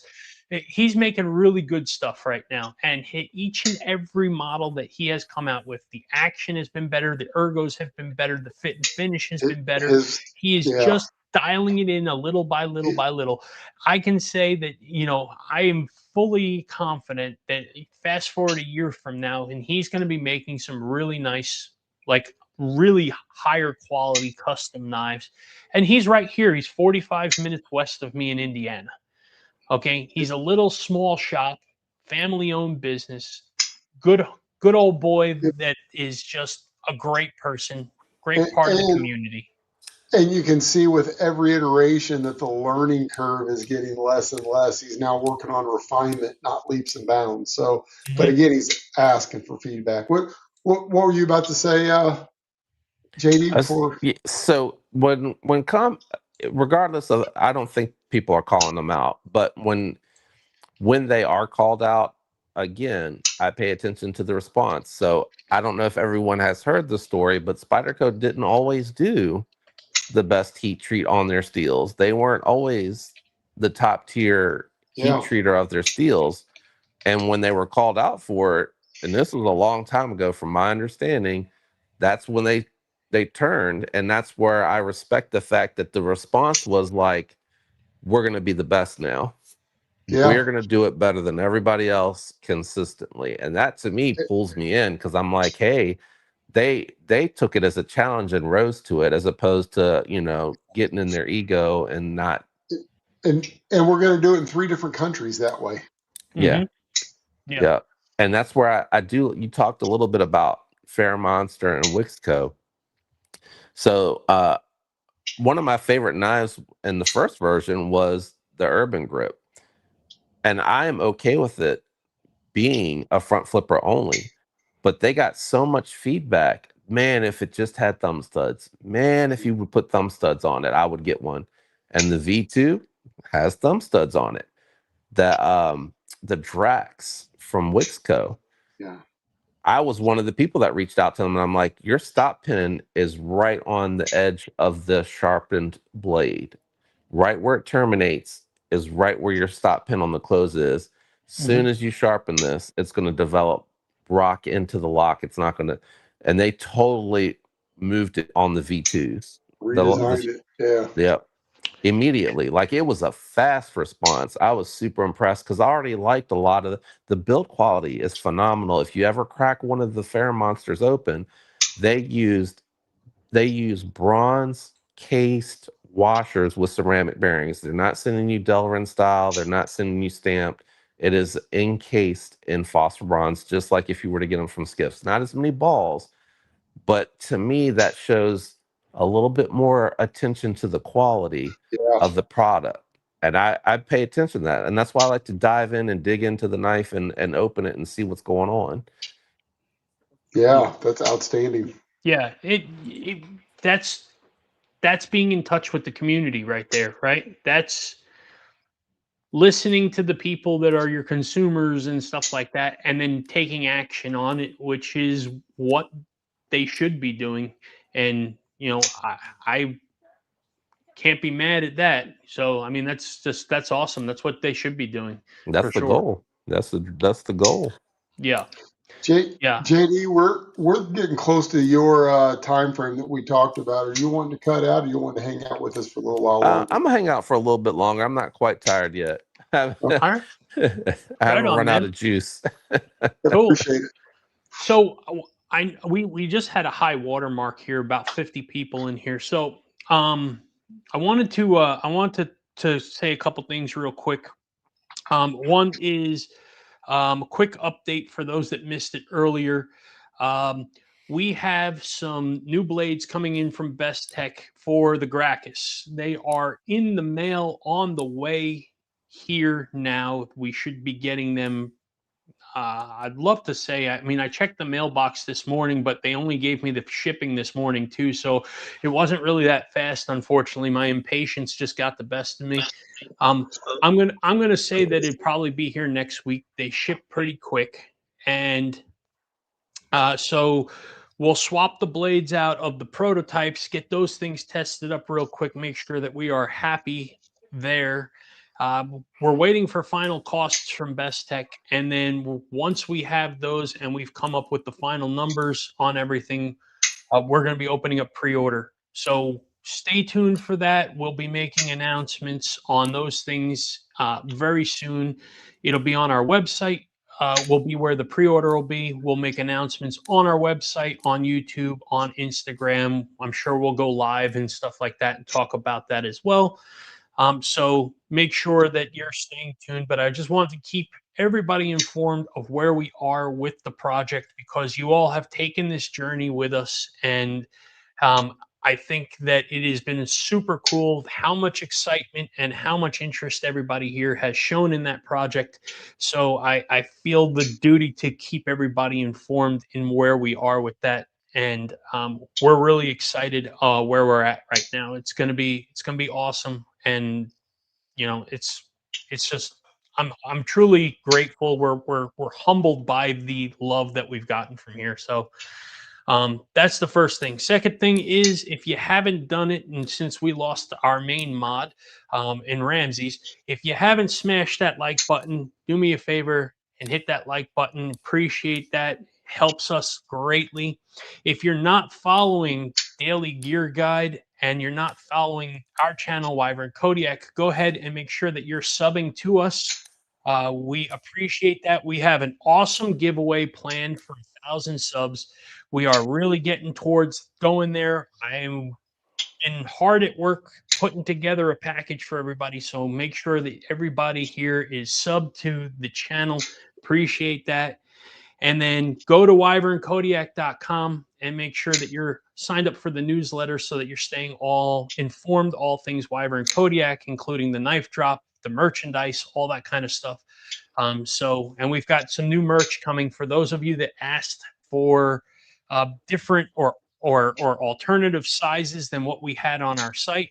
You reached out to me privately. I have placed the order. I have already gotten shipping information back from them, so we should be getting those in pretty soon, and I'll reach out to all of you on instructions on how we're going to handle that. But thank you all for everything. So I just want to do that real quick while we had the most amount of people in here, so I don't have to repeat it 17 times tonight, because that's never fun. Yeah, we're working on our 1,000 giveaway, and JD's working on it at $100,000. 125,000 subs. Yeah. That is mind blowing to me. Dude. We're giving away a couple knives. What are you giving away, like a Benz or something like that? So I encourage everybody to come by. It's going to be Saturday, 4 p.m. Eastern Standard Time. I'm going to jump on. The number 3 prize pack, I'm going to go from memory here. I hope I have everything right. It is going to be assorted goodies, and it's going to be a modded Thunder Beast from Vosti. It's got a purple anno on it. I can't remember what all I put in that pack. I've already divvied them up. The number 2, shout out to my boy Jay Dizzle. He donated his Nkosi with his custom modded butterscotch micarta scale. The original scale's in there with it, but he donated that. And he also got me a deal for the number 1 prize pack, which is going to be a McNeese Dixon. Is going to be the main prize. Wow, Fantastic. that is a hell of a giveaway, man. He donated $1,100 in knives. Yeah, at least. My gosh, man, that's bonkers. Oh, I paid for the Dixon. He gave me a deal on it though. Oh, gotcha. That's cool, man. That's awesome, though. That's a great giveaway. Look, folks, for 1,000 subs, I hate to tell you, you're not getting a Dixon. We love you all, but we ain't there yet. Just letting you all know. And that's the beautiful part about the community. They're grateful for any of the, pay it forward giveaways. Like I've had the small ones and done like a bunch of like little budget knives so that more people can win. And man, they're always so grateful just to win something, and they're so excited about it. But I was like, this is a big one. I never thought I was going to hit it. So I definitely, I went in deep for it, and I want everybody to come and have a shot at it on Saturday for sure. I don't care if you're a creator or if you're a follower. Obviously, I hope you're subscribed to the channel, but definitely come by Saturday for a chance and a shot at it. I'm excited to give it away, man. This is like the biggest giveaway I've definitely ever done. That's awesome, that is fantastic. Good for you. Make sure that you are sub to JD's channel, Daily Gear Guide, and go Wednesday, man. Yeah, he's got some banger knives that are going to be out there for giveaways. There, I mean, throw your hat in the ring. You got to be in it to win it. Show up for sure. You said Wednesday. Was that Saturday or Wednesday? Saturday, right? Saturday, 4 p.m. Eastern. Did I say Wednesday? I'm so used to saying our lives that I guess sorry. He's trying to get some of y'all to miss the giveaway, y'all. For him, he's like, he knows I want the Nkosi. The Jake. So, are we going to offer upgrades on the Gracchus? So, on the pre-order, I'm going to be adding a Timascus set. So, the knife already comes with Timascus pivot collars. But if you want a Timascus pocket clip and a backspacer, which, by the way, it's a 2/3 backspacer on the knife. So that's a big old hunk, and it wraps around. Okay. And a pocket clip in Timascus, we're going to be putting those up. They're not going to be cheap, right? I'm tell you that they're going to be every bit of $100 for that set. So that's why we're going to put a pre-order up there, because if we're not going to get the interest, I don't want to get crazy with them and start ordering them and having to sit on expensive Timascus parts and whatnot. So there will be a little bit. Otherwise, colored screws and stuff like that. No, we're not gonna get crazy with that kind of stuff. Maybe down the road after it's been out for a while, I may take a couple of the sets of the warranty packs and release them, and there'll be different ones, so there'll be like DLC screws or something like that. But I don't think I want to do that and start getting out to where we're offering little individual parts to it. It's just, it gets a lot, gets to be a lot. So we're probably going to hold off on that one. So Kelly, thanks for stepping up and modding and putting some of those links up. That's awesome. And putting JD's link up there. Thank you. Kelly is bomb. And Kevin Smith and Knives cracking me up over here. Did you see Kevin Smith and Knives comment? He's like, I've won like 3 giveaways from JD's lives. You just gotta show up, man. Just gotta show up. Yeah. Hey, Kevin Smith, don't show up Saturday, man. Give the rest of us a freaking shot. Brian White, any ideas on what's next? Another folder, large or small, or a fixed blade? So, Brian, yes, to all those things.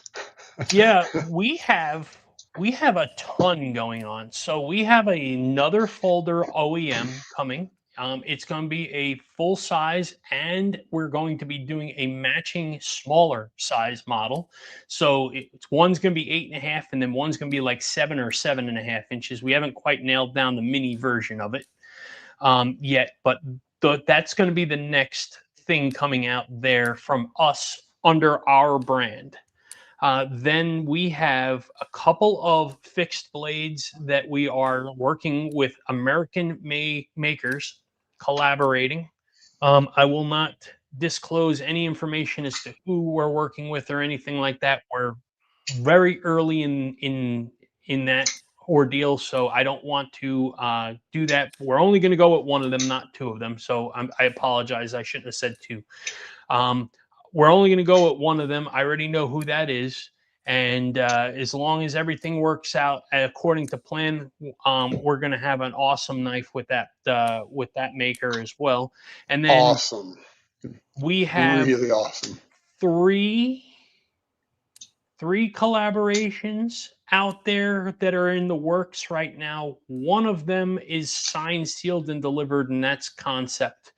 And they're just behind. I mean, if you sign a collaboration deal with Concept, you probably won't see that knife come out for a couple of years. So that's just where they're at. They're super, super busy right now, but we do have a lot going on. Chris and I are absolutely just burning it on both ends to try and do as much as we can. I set a goal this year that I wanted 2 OEMs and at least 2 collaborations out there. We are absolutely on pace to meet our goals on this one. And so, yeah, I appreciate the question. We are definitely still moving, but we're going to be doing large. We're going to be doing small. We're going to be doing fixed blades. About the only thing I haven't dabbled in so far in drawing has been Machete, a sword. I don't think I want to get to those things. I was going to say a slip joint, man, but you know what? It's time. Chris has asked me about it, so you know there is a possibility that you see a slip joint from us in the future. You know, I agree, and you know, one thing you didn't mention is, you know, we've had conversations this week about scaling and the engineering side of making a smaller Gracchus, because I don't know if Fred's still in here. I haven't seen any comments from him in a while, but Fred keeps putting your arm behind your back and twisting it. So, you know, we've been looking at that. Yeah. I don't want to commit to doing a mini Gracchus yet. I think we've just got so much on the stove right now that it's, and one of these OEMs, I mean, and we've talked about this before, there's an awful lot of zeros at the end of the check we got to write for this thing, right? And so it's not easy to do multiple projects like this and whatnot. So I think if the Gracchus goes off and there's a lot of excitement about it and people really, you know, embrace this thing, we do great with it, which I'm fully confident we are going to. But if there is enough noise for a mini, I'm all on board for it. But if Fred is the only one that wants the mini, I love Fred to death, but I can't make an entire knife of 300 minimum for one person that wants a mini version. Yeah. And to be honest, you know, Mo Patty, she was worried about the size of the knife. And in Texas, she put it in her hand and she said, "Oh, it's not that big." And well, I mean, that's usually not the words you want to hear from a woman, but nevertheless, it's not that big of a knife. I mean, it's 8.15 inches, right? It's not a huge knife. If you're going to talk about a big part of the knife, okay, the spine of the knife is 4 millimeters. It is a thick, thick blade, but from end to end, it's not a huge knife. So even small hands, it's not so bad. Ergonomically, the knife is a dynamo. So yeah, agreed. That's what we talked about, is we got to get a lot of people out there. Yeah, that's what she said. And Kelly says, and that's what she said, literally. Excellent. Literally. In a room full of men, the one lady in here turns around and says the off-color joke. Awesome. Yeah, outstanding. All right, let me ask you fellas this. Yeah, man. What was a knife, and it can be at any point in time, that you were super hyped to finally get, but then when you got it, it was a bit of a letdown or a total letdown? You know, I've said this before on the channel. I know what you're going to say. Yeah, and I'm going to try to come up with another answer because there's plenty of them. But so I went 2 directions with that, JD. I received the knife. Well, I'm not going to go with that one, but yeah, that's true. The Wow. Mojave, but I was going to go with the Offender.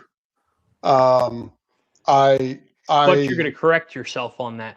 because then it became one of my top 5 favorites because I was like, I spent the money on it. I'm going to give it a shot.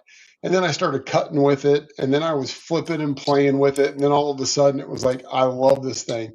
But I think it was just my expectations were so high that was probably it. But yeah, the next thing would be the Mojave for me. I think it's an amazing knife in every way but one, and that's the lanyard loop. The way ergonomically, the way that I close it, it was just digging into my palm every time. And again, if I were opening and closing to cut something on occasion, opening a package once a day or twice a day, no big deal. But I flip 150 times a day, and then I was working up little blisters on my palm from the lanyard loop, and I ended up trading it to Duty's daggers for a for an Arius, and just like I don't, I don't, I want another one, but I want the one without the lanyard loop. What about you, Sam? The Kunwu Pulsar Hmm. XL. So I love Kunwu. I know some people are sour more probably because of their customer service and stuff like that. I mean, they put out a great product, right? They heat treat like, they're practically unrivaled as far as overseas companies go right now with heat treats. But last year's Blade Show, we were really trying to get in with them for a couple of different things. One was I was trying to convince Sergio to do a collaboration with us. Second thing was that I was trying to convince him to sell me a Jericho knife when they weren't out yet, which, by the way, I did get. And then the third thing was that Chris was trying to get was it the Geronimo? That was the Yeah. Vertalock one. So Chris was trying to get them to give up the Vertalock before they were out as well. And they still haven't released it. Yeah, they still haven't released that knife. Yeah. But we were trying really, really hard. And so both of us kind of bought stuff out of goodwill, if you will, to try and get it. And I thought, heck, I'm going to love this because it's a Kunwu. And I got home and I was like, I hate this knife. Like it's just big, it's bulky, it's heavy, the action isn't good on this thing. Like I just didn't like the knife. I wound up trading the thing. But yeah, that would probably be my top, right? Because that was like a $300 knife that what about disappointing. What about the Sakosha? Because that my other one that I came to on my own here was the MSI. So the CKF Sakosha it wasn't disappointing. It was, I never took the time to A, break it in, and B, tune it. Yeah. Okay, so I can't sit there and say I was disappointed. I was disappointed in how they sold it, though. Right? You would expect for a $500 or $600 knife that they would have spent a little time, dialing that thing in a little bit for some nice action and whatnot. Yeah. And it really wasn't dialed in at all. It kind of sucked. So I did dial it in towards the end, but then at that point, that was when I was unloading everything Marfione out of my collection, and I practically gave that thing away. So yeah. What about you, JD? Did you have one in mind or a handful in mind? So I have 3 that immediately jump to mind whenever I think about this. So the first one, when I was at Blade Show, I had the opportunity to handle a Rosie. And when I got there in person, I always thought in the pictures they looked like they could be kind of cool, but in person I just thought it was just the most unattractive knife I'd ever laid eyes on in person. Like when I got in person to see it, I was just like, I have you ever seen the movie Tremors? Yeah. Yeah. You know the little monster they turn into in the second movie? I kid you not, that's what it looks like to me in person, man.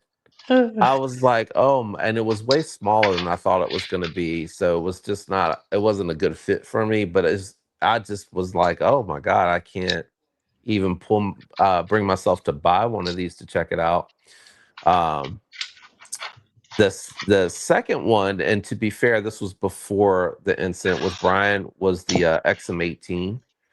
I Yeah. had bought the ZT0562, and I was like, all right, now I want a real made by Hinder, not just the design, the 0562. So I bought the XM18, and it felt like a brick. Like when I got it in hand, it was very bulky. It didn't feel like something that I would want to carry every day. It felt like something like I would have nearby if I needed like a hard use knife, if I was camping or overlanding or something that I might want to use. But I was just really let down by that because I got roped in because I would always see Metal Complex talking about, Hinder. He had all these really baller, like the monkey design or whatever it's called. And when I finally got it, man, I was just like, all right, I'm going to hang on to it for a little while and see if maybe like I fall in love with it. And I had that thing like 2 weeks and I sold it. Yeah. Dude, the banana flippers on Hinderers just turned me off so much that I if I got one, it would be sent to Paul to snip immediately. It'd be a peen snipped freaking Hinderer like instantaneously. Here, cut the flipper tab and put a finger hole in this. Thanks. Yeah, please and thank you. Yeah. So Robin, I bought mine at Blade Show, right? And the one that I handled, which was sitting up on the table, I flipped it. It was fantastic. It was amazing. They had everything dialed in. It was wonderful. And I'm sure 800 people flicked it that morning. And then when I said, yeah, I'll take this, he reached under the desk and pulled out a box and handed it to me. And that was it. So I didn't have a chance to touch the one that I had bought at Blade Show immediately on that, but just assumed that this was how it was. So yeah, possibly you could have. I don't know if you bought it direct from CKF or did you buy it from a shop that might have QC'd it themselves before they put it on the shelf. I mean, a lot of shops do that, and that you might have had somebody that paid some attention to detail and put a quarter turn on the pivot or something to dial that thing in. I mean, sometimes all you need, right? Or a dab of lube somewhere. So but yeah, it's possible, man. I don't know. I also had the black stone wash, and then you said you have the mirror DLC on it, so you've got something that's smoother as well. So right off the bat, there also not again. I don't know the answer to that, man, but it's possible. Mind to Milton joined. Welcome, sir. I love your channel too. I know I've said that many times. Mind to Milton's up in here. What's up, man? Yeah. Thanks for coming in, dude. Appreciate you. Yeah, and then was it Jake? Let me scroll back through. Talked about was it the Romet woodpecker? That was the one that he struggled with. And then where did I see somebody said you're there it is. Said they thought that so Brian White said, JD, I thought the Jack Wolf Tango might be on your list. It wouldn't have cracked the top 3. That was one I was really excited to check out in person, and when I got it, I was let down. But it was a good knife. Like, you know what I'm saying? Like, to me, I could respect the fact that I think other people would enjoy it. It didn't offend me as far as the design, and it wasn't like uncomfortable in hand, but it was I would have loved to have it be like a slightly larger version than what it was. Yeah. I think some of the challenge with Blade Show is like, because you went Sakosha, we talked about it. You were getting one that was on your top 3 list on the way down. That was my ride or die type of knife when I walked in that building. It was like, I have to have this thing. And and I was didn't have. I wanted some Grimsmos, and I didn't know what I wanted yet, but their stuff didn't make it, and so I didn't. But I think that if nobody's been to one of the challenges is you go from booth to booth to booth, and you can feel an amazing knife, but it doesn't feel amazing because you've had so many other wonderful things where you're like, nah, this is average. That's how you feel. You're the archer. Yeah, well, so I was pointing it out because Robin here said the tactile archer was one that was super disappointing. He bought it twice though. The first time was new, didn't give it enough time to break in, couldn't flick it well, and hated it. So, Robin, I've wanted one for a little bit now, and recently, Chris from Lone Star Knife and Supply got his hands on one that was used, and I was able to nab it real quick the day that he posted it. So I got my Archer. It was the exact one that I wanted. The detent on this thing is a beast. For at least this one is I haven't handled a whole bunch of them, so I can't do honest comparisons on it. But I can tell you this thing is a stiff, stout detent on this thing for sure. Yeah, it's Although it's not the Protean detent, I will say that the Protean, the Prince Protean detent, not broken in, is insane. This is the stiffest detent I've ever felt on any knife brand new. It was so bad that in Texas I went to go front flip the thing and it wouldn't move, and I wound up tearing my thumb open, and I'm sitting there just bleeding all over the place. I was like, great, don't worry about me and your $900 knife. So there was a knife last year. I'll ping this. Is there one that you wish that you would have bought? Is there one that is there a knife that got away? And last year, my favorite knife at Blade Show, and I bought some nice knives. My favorite knife was from a guy I never heard of, and I let influencers impact me. And so I'm like, this guy is charging $750. It was a custom knife. It felt amazing. I love the look. I love the feel. And I was like, it's 154 CM. Come on, man. $750 for that. I had no idea, I was listening instead of doing a bunch of research for myself. I was getting a lot of information from YouTubers. And I was hearing, okay, you want S90V, you want, and I'm hearing all these things. And 154 is a mid grade. Why are you paying $750? And didn't realize there's a big difference from this guy making, a knife at a time and heat treating and doing things completely different than it was for Kubi to roll out S90V at give 3,000 to 4,000 at a time. Yeah. Who was that? Was it Simeon Knives? Was that the name of the knife company? Murphy. Oh, that was right. That was his partner, right? Murphy Knives. Yeah, so that's the one that I wanted. Was Simeon the other? Because he's not on the list, and I was thinking, man, am I just going to buy one and not buy a nice knife at Blade Show this year?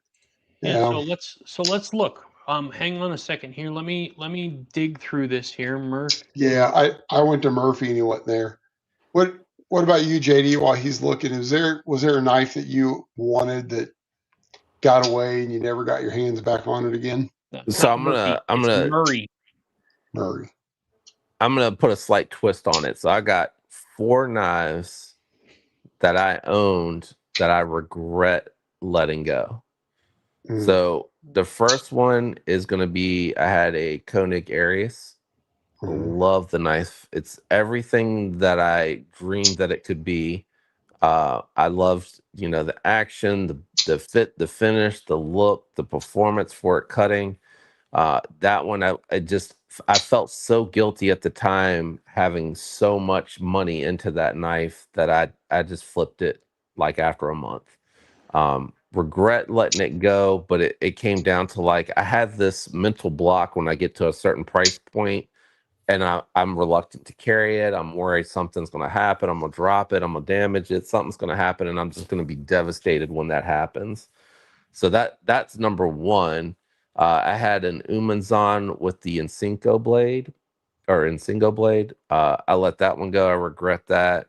I missed my Sabenza, and then I had a fully built out smock. I don't know if you've ever seen it on my Instagram or on my channel, where Carbidized had built just a no hole, no lanyard scale for the front and back, and it had the DLC M4 on it. And I let someone talk me out of. I mean, they offered me good money for it, but they talked me out of it. And as soon as I shipped it, I immediately regretted it. Yeah. I could appreciate that one for sure. Yeah. It's funny. I bought my first Arius. I bought off of eBay in a bid, and so I won the bid of it for like $375 or something. So now it was used, and I didn't like the color. Got it handy here, and but man, I ended up absolutely loving this thing. So it looks more gray, but it's like in person I joke around and call it masculine mauve. So I'm going to probably do something, but man, I cleaned up the edge, it took a beautiful polish to it. It cuts exceptionally well. This is the one that we use as a comparison knife when we were doing cut test for the Gracchus. That's one of the ones that we used. And I carry that one and use it and love it. The one that I traded my the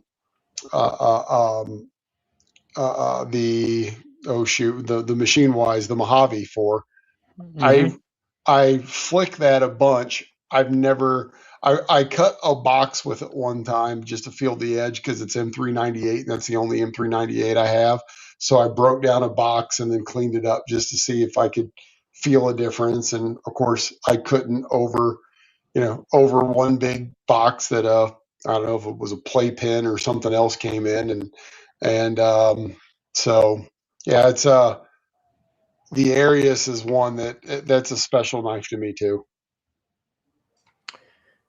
Yeah, I can't sit there and honestly say I have a knife that I've gotten rid of that I regret. I think I hold on to knives and I really let them like sit and marinate with me for a while before I really decide it have to go. Like Chris had mentioned the offender, right? Chris and I bought the offender basically at the same time, and both of us were pretty disappointed. But what we didn't give it time to do was to learn the mechanics of the knife a little bit. It's a little bit of a different type of a front flipper setup on it. I was putting pressure on the lock bar, and so I spent time. I let it soak. I let myself kind of adjust to it, and now I mean, if you look at what we were rooting, when we put our video out for Knife of the Year 2025, that was amongst one of the mentions for one of the top knives that we picked up last year, under $300, I think. Right? Yeah. Was the category? So, Yep. I mean, we broke it down. It's really hard, right? When you're picking a knife of the year, how do you compare a knife that's $1,000 to a knife that's $100? That's not fair. So we broke it into different sections and categories. So I thought it was pretty cool on that. Hey, Chris, I wanted to you had mentioned that Murray custom knife and tool. I want to do a screen share real quick Yeah. because I have their Instagram up. And so this is Murray Custom Knife and Tool. This was the company. So Keith Murray is the name of the maker, and he had some really really cool stuff. Gorgeous knives, right? Here's one of his knives. He does some button lock stuff, and Yeah, they felt fantastic. They felt absolutely amazing. I ended up buying there's the one stop right there, at the top of the screen, second box over. This one? That was my one. Yep. That was the one that I was at. It had a smaller flipper on it though, I think. I'm almost Yeah, positive. that But yeah, doesn't it look was like the same one, but I it know was what that you're kind of talking about, color. Yeah. right? And I mean, yeah, there. Oh, is that the blade show? Yeah, is it so it's the middle one on the right hand side. This one? Nope, one more over. Yep. This one. Yep. Okay. That was the one that got away. I think I think that's his F3 model. That's possible. I couldn't get my mind wrapped around, but I wasn't understanding the custom difference and what that means. And so, yeah, this year, if he's going to be there, I'm absolutely going to be looking for him. I love the feel of it. It was the best action of any knife that I felt while I was there. And again, I bought a Rosie XL. What else did I get that had some pretty good action? The Dixon. The upgraded Kaiser Militol. The I got the one with The the mirror polish DLC, the mirror DLC with the polish. purple Yeah, fat carbon. yeah, and it's butter. I bought what I get 7 or 8 knives probably. So, and a lot of really nice ones. Hey, JD, were you at Blade Show Texas this year? No. No. So I'll tell you funny. I had flown out to Blade Show, and Chris couldn't make it, and we were talking on the phone, and I don't remember how the subject came up, but he turned around and he said something to me about how his Dixon is basically his favorite carry, and he leaves in his pocket. You know, he puts in his pocket more than any other knife. He absolutely loves it. It's his favorite thing in the world. And just as he's telling me that, I'm walking up to the McNeese booth, and so I just turned around and I'm like, "Hey, Jonathan, this is for you." And I handed the phone to him. Yeah, And so look, now I'm fanboying all over Jonathan McNeese. Yeah. I couldn't And I turn didn't down the know and I didn't opportunity know to I was embarrass doing Chris it. a little bit. Yeah, I didn't know that I was doing it. Oh, That's funny. spectacular moment. I absolutely loved it. Hearing him on the other end of the phone going, Mr. McNeese, I love your knife. Oh man, that was good. It's JD, are funny you because going it's to Blade true. Show this year in Texas and Atlanta? Sorry. No, I'm not going to be able to make it this year. I got too much going on around that time. But my hope and goal is to get back next year because this will be the second year in a row I had to miss. Okay. Yeah, Gotcha. I'm not too particularly happy about it, but it is what it is. Got to take care of family first. Yeah, Yeah. 100%. You get that. No, that was why Chris couldn't make it to Texas with me. So, I mean, just when you're growing the way we're trying to grow, I felt that it was our presence somewhere had to be there. It was just I felt it necessary, and it turned out to be a very fruitful trip that was very beneficial that we made. And we'll be going to Texas. I keep saying Texas. We'll be going to Atlanta in June as well. And on our way down, we're going to be stopping in Kentucky, and we're going to be picking up the unprofessional dad in Kentucky on our way down. So we will be road tripping, 3 dudes with sharp objects, heading down to Blade Show. And Chris and I, we're going to set up one phone. I'll give it to Chris while I'm driving. The other Chris will have his channel going, and we're going to do simultaneous live from the Dragon's vehicle or something while we're on our way down, and just have some fun. That's You awesome. know, it's gonna be a lot of fun, and then we're gonna be spending some time at Best Tech's booth. So obviously, being an OEM partner of theirs, they're going to give us a few hours at their booth each day. So we'll be able to set up shop there and show our knives off without any issues. Vu Fam is going to be working the booth there as well. He is now a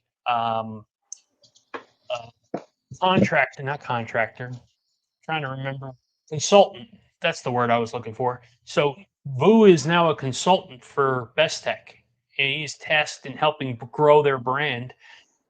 So he's going to be working their booth as well, and he's a friend of ours, so that's going to be a lot of fun to hang out with him for a little bit. So, Oh yeah. so And yeah, come on, by, hang out, see everybody. I hope everybody is that comes down. I hope everybody gets a chance to stop by and say hello. So we're looking forward to it. But and on the edge says that he would love to meet up. And yeah, if you make it, man, find us. We yeah, would love to. And ping our Instagram would probably be the best way to get in contact and to meet up. yeah, I have when we're at Blade Show, one of the things I plan to do is consistently check the Instagram for the people that are there that want to try and connect. You know, it's kind of funny, but and I think you were kind of talking about this before, JD, but you talk to all these people in the audiences and stuff like that, so they know your face, but you don't necessarily know theirs. And so in Texas, I had a lot of people come up to me like, "Hey, man, how's it going, Sam?" And I'm like, "Do I know you?" And it's like, you know, you're not famous, but you kind of understand that weird, awkward feeling where everybody knows you, you don't know them type of feeling. And it was cool that people were looking for me while I was there, and I hope we get an opportunity to have some more of that in Atlanta, because it was great just interacting in person. Yeah, You it's a know, lot of fun. it is a lot of fun. I absolutely love that part.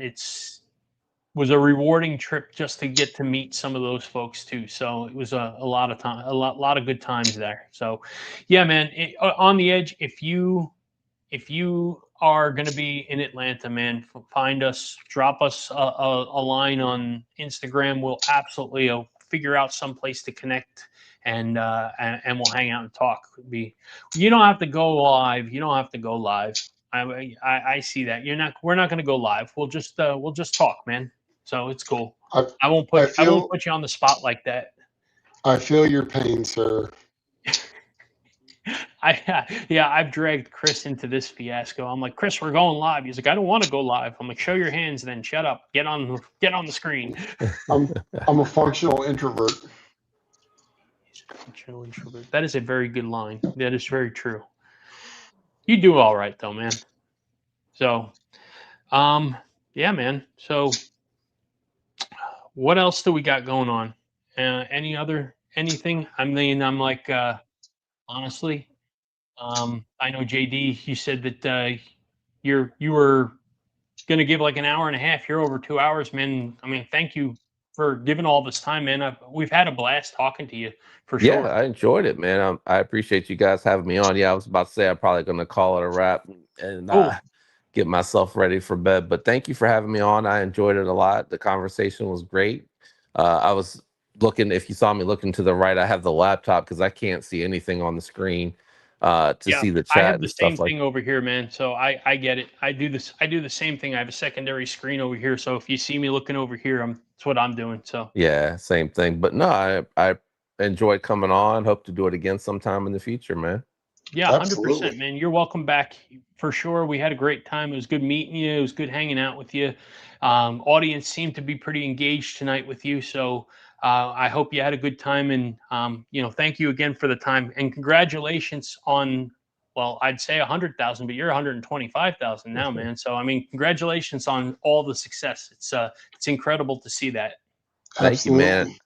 I hope you guys keep going and keep growing. Thank you. That's We'll be seeing you on Saturday at 4 o'clock, right? Yep. Saturday, Awesome. 4 o'clock, man. Just Thank you, remember, sir. whatever number you pick, it's mine. I'm kidding, man. Have a great night, JD. Thanks a lot for it. We'll catch you on Saturday, and have a good one, buddy. Thanks, fellas. Have a good night, everybody. Yeah, All take right. care. Yeah, All right. good dude. Go ahead. Yeah, man, that was a lot of fun. I am glad that he was able to come on. I know I kind of gave him short notice, so I felt bad that I was giving him short notice. But he was anxious to jump on and hang out with us, and I know he loves the community, so it was pretty cool that he was willing to do it. So, with that being said, for once, what do you think about calling it an early night, boss man? I'm usually in bed by this time, so Oh, this shut is up, you sissy boy! I I know don't want to hear it. you're clocking back in, and I'm You're right. I stretching am out. clocking back in. Once I clean up this mess, I've got some drawing I've got to accomplish tonight, man.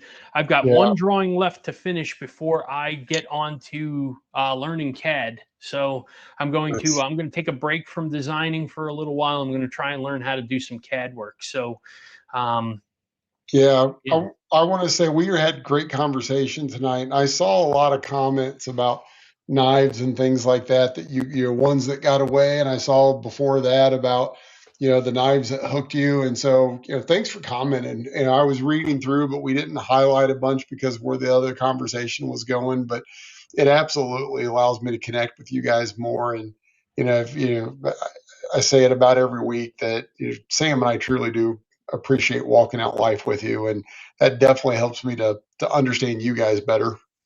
yeah, yeah, absolutely. And I know we've probably missed a ton of these conversations go 100 miles an hour in the chat sometimes.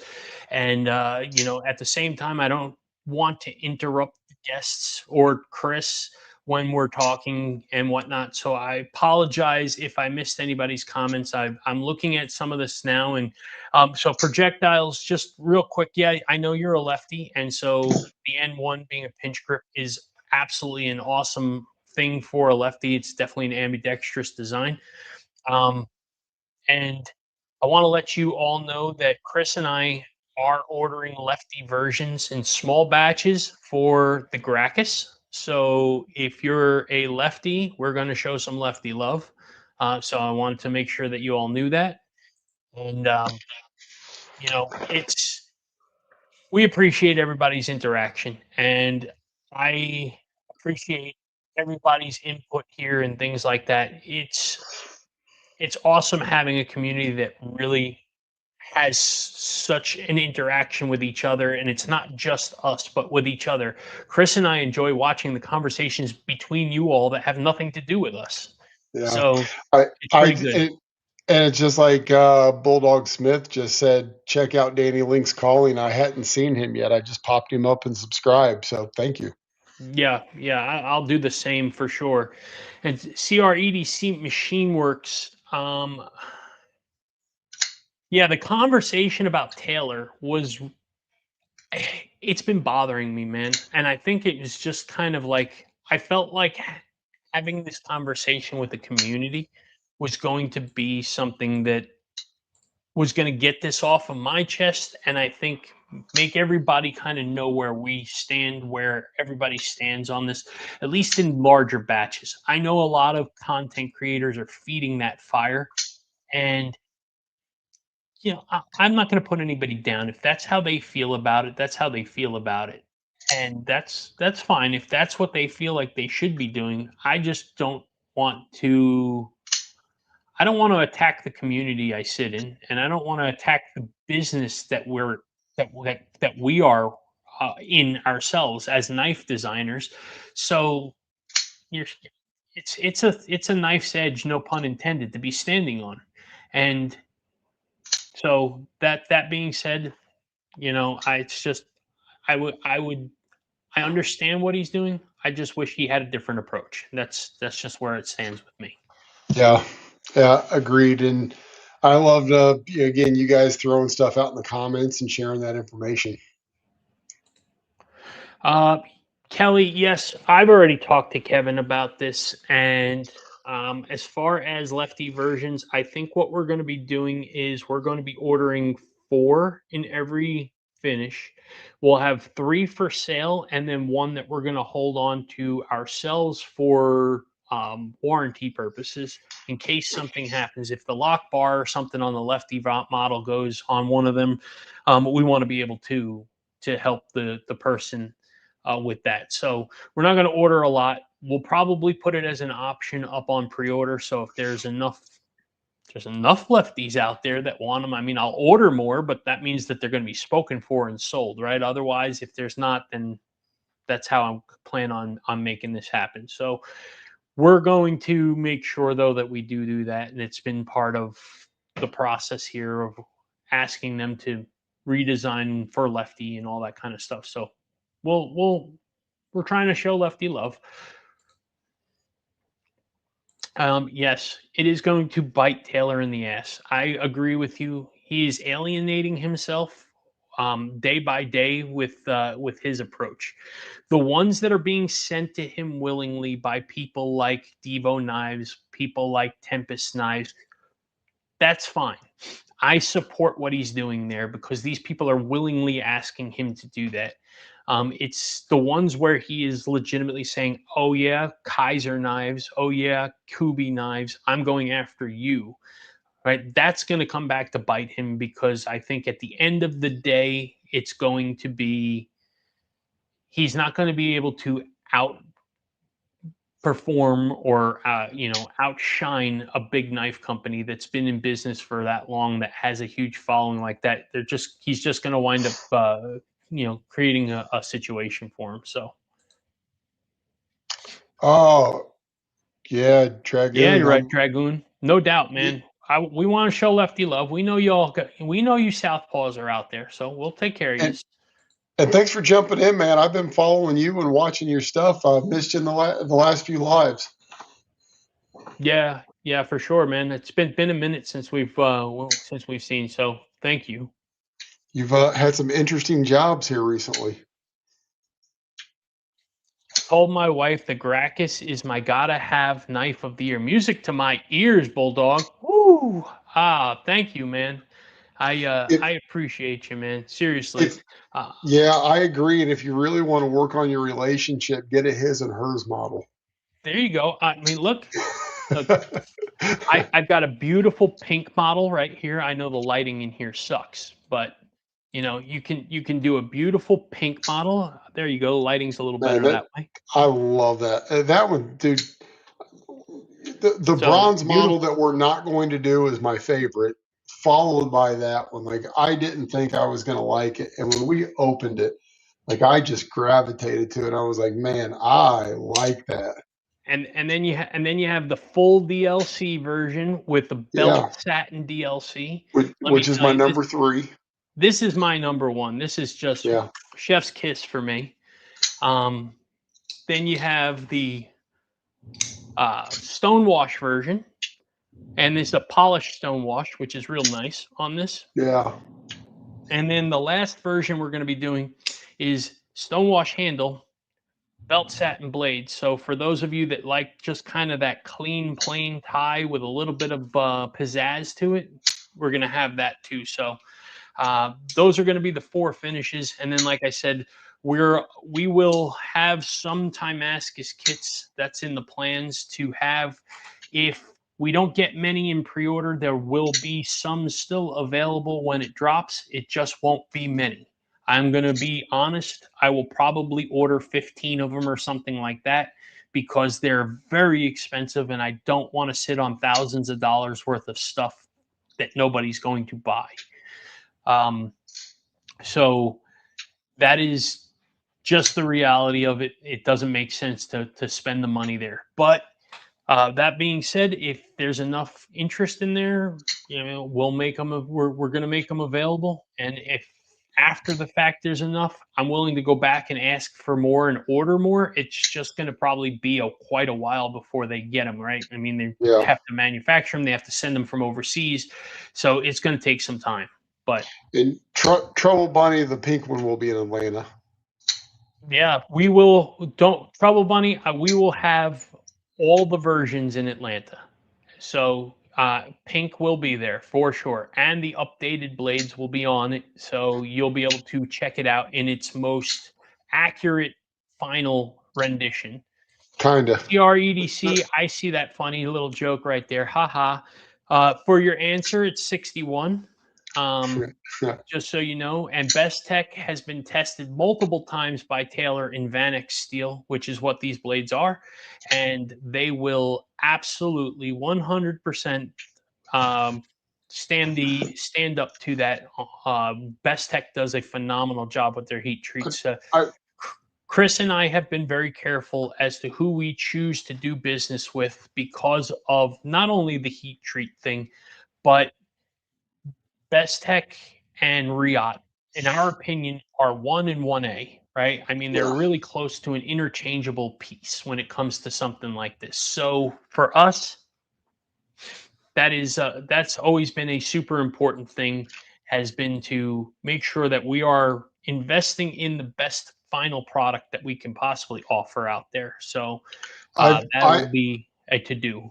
Yeah, and on two of them of our prototypes now, I've put a 17-degree edge on one and a 16-degree edge on another one, and and you can feel in the stones it was real high quality. Formed a really nice burr all the way down. It was. I was very happy, but that's one of the things that was important to me is we made this to be a functional user. If you want to put it up in a case someplace, fine, but we want to put something that is attractive enough that you would enjoy it, but not so precious that you wouldn't want to put it through some hard work. Yeah, and like for instance, and I'll go back to the DLC one, right? We could save money and offer a cheaper version and go with PVD or something like that. And in a lot of cases, they even tried to tell us, hey, why don't you just do black PVD on the handle and save yourself some money per knife, right? But why? Like, we want to offer a full DLC. This gets in your pocket. Your keys are banging into it. Your wallet's banging into it and everything else. So great. The blade's going to be bulletproof from scratches, but then the handle's going to look beat to crap. Like, I still want your knives to look good and be, I still want them to hold up. And so, that's what this is. I met up with Faithful EDC today, and I was carrying. Again, I was wearing work stuff, so I had on my Grimsmo Rask because I typically wear dress slacks to work, and so I had the Grimsmo Rask in my pocket, and he's going over the different knives that I had for him, and one of them was the Dixon, and he's like, I've already got a Dixon if you want to keep that one. And so I reached into my pocket to hand him the Rask, and when I did, and also in my pocket I had a SOG multi-tool and one of the little ones, and then I keep a titanium small keychain or a flashlight on my keychain, and so all the different stuff's riding in my pocket and beating on this thing, and I pulled it out, and you could see where the wear from everything else was on the knife, and took my finger and rubbed all the markings off of it. I couldn't agree more, Sam. DLC is from tip to tails amazing on a user, in my opinion. Yeah, and they do a phenomenal DLC. I mean, they really, really like Best Tech just does gorgeous DLC work. They really did hit it out of the park. So I'm super excited for that one. But honestly, I mean, when we opened up the box, was there really one that you can sit there and say you didn't like? At least, I mean, no, they all looked great. They did a phenomenal job. So yeah, it was a very hard choice for Chris and I to knock down. We bought 6 different models to prototype for a reason. And it was so that we could take 6 different models and interchange them and have basically 36 different options between everything to sit there and say, what do we want to offer as final products? And at the end, these 4 were the 4 that we were able to come up with that we felt like covered the gamut the best from a public interests perspective. Right? Am I saying that correct, Chris? Yeah, agreed. By the way, blow up Dragoons. Yeah, Yeah, man. I hope that's not a misprint. I hope you are buying 14. I hope you're buying 14. All right. So heck, man. I hope you for 14 in pre-order would make me a happy camper. Go ahead and buy 14, brother. Yeah. Add to cart. 14 times. No, I agree, Sam. I think that, you've heard me keep saying, I'm going to buy two of them. I'm going to buy a Blur Pinkle and I'm going to buy a DLC, and I'm going to put the DLC on the Blur Pinkle because I think that black and pink looks outstanding together. I wonder if there's enough interest in that on a pre-order that we could do do a release on that only in pre-order, but not in production. I mean, I know we'd have to talk it out to see what that looks like because that could drive up cost. Yeah, But we'll have to figure that out because there is added cost on both ends, right? You're yeah, talking about DLC added costs, you're talking about anodization added costs. So we could talk about it offline, obviously. I mean, if there is enough interest there, it could be a possibility. That being said, how we're going to do the pricing is going to be, once we figure everything out, the additives to the knife aren't going to be anything that we're looking to like bump up. So if they charge us $8 for something on the knife, then I'm going to charge you $8 for it. I'm not going yeah, to charge 15 for it, right? So yeah. that's not what we're trying to do with this here. And, So and I'm looking for the bronze one now. what was the We issue didn't with have the bronze? Easily scratched or something? no. Will come down to only wanting 4 choices. So, Bulldog, the honest answer is that most times, the more variants you have, is the more chaotic that something is going to become. Here, I can It's blow not your a screen up. yeah, and it's not a real bronze. It is like a black wash with Yeah, it's bronze in called it. stonewashed bronze, Yeah, and like, there's nothing wrong with the bronze Bulldog. It's a nice looking knife. I think it's very attractive. The problem was that at the end, we were faced with too many variants causing too much chaos for us. That was one. The second thing was that when you put it in a quick view, it looks black. And so when you're looking at it, it's like you have two of them that look almost too close to one another. And so we wanted to have very different variants that nothing looks anything close to the next. The closest thing you're going to have is a stonewash with a stonewash blade and then a stonewash handle with a satin blade. But at a quick glance, you should be able to identify it because the blades are going to look so different from one another. So that's really the reason behind it. Is it's just too many variants cause too much chaos and stuff like that. If down the road we do a second run or something like that, there's absolutely a possibility that we can extend the colorways a little bit or something like that. And we have a couple of surprises up our sleeves for stuff as well that will be later and things like that. So, I mean, yeah, Dragoon has another one. I think we really did just need a bumper. I never thought about stocking blades as opposed to whole knives for warranty stuff. And that could give us the option to sell blades directly too. Yeah, but what happens is then what happens? We sell a blade and then the user voids their warranty. Right? You're kind I'm of a big proponent of right to repair. Again, I avoided this Spyderco and this Spyderco and this Spyderco. I can keep grabbing them, but I think that again, once they've tested the knife, then it comes down to, okay, I know my knife's good. I can swap blades without any problems. What Yeah.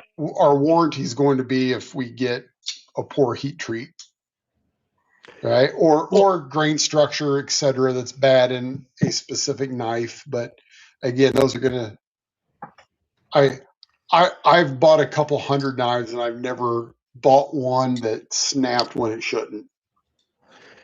No, and I'm not necessarily saying that, but talking to other knife makers that go through this stuff and the warranty things, the claims that people come in with are ridiculous in some cases. True. And the question becomes, at what level are you willing to cover, right? Yeah. So that's the question at hand here. Chris and I come from a very customer focused careers, and because of that, we're always going to do the best we can to try and help the customer no matter what. That being said, if you jam your knife into a tree and try to split it in half with our knife, and then you call me up and say, "Hey, man, my knife broke. Can I get a new one, or can you fix this?" I have to tell you no. Like, I mean, Yeah. there has to be somewhere where you have to draw a line somewhere, right? So, Wheezy3, what's up, man? You're late. Yeah, you are, but that's all right, man. We're just kind of BSing.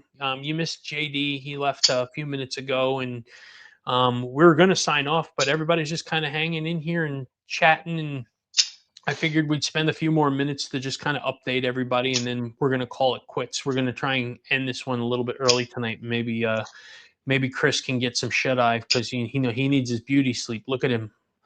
Yeah, I look like Sloth from Goonies. So Baby Ruth. Rocky Road. Oh, You man. know what? CREDC had a good point. You could run into some lock face issues if we're swapping blades around too. But Yeah, and that is entirely a possibility. I'm not overly concerned with that in production. I'm absolutely concerned with that. yeah, Right. So yes, I was going to say, as far as our prototype stuff, I'm not concerned with that. It's more The- about getting the edges so that we want to make sure that it can get thin enough and the grind can be the way we want them to be, and so on and so yeah. forth. We did swap 6 blades on 6 different handles, like you said, 36 variants, and we didn't run into any problems on any of them. Yeah, yeah, that is true. I mean, we actually have pictures and stuff like that of the variants and stuff that I took pictures of every time holding the knife, and then different colors going down the way. So Yeah, yes, we didn't have any issues. No lock stick. Everything went back together fine. We didn't strip a single screw. We didn't any of that stuff. I mean, everything that they did, they built good quality stuff. I'm very happy with the construction that they put together here.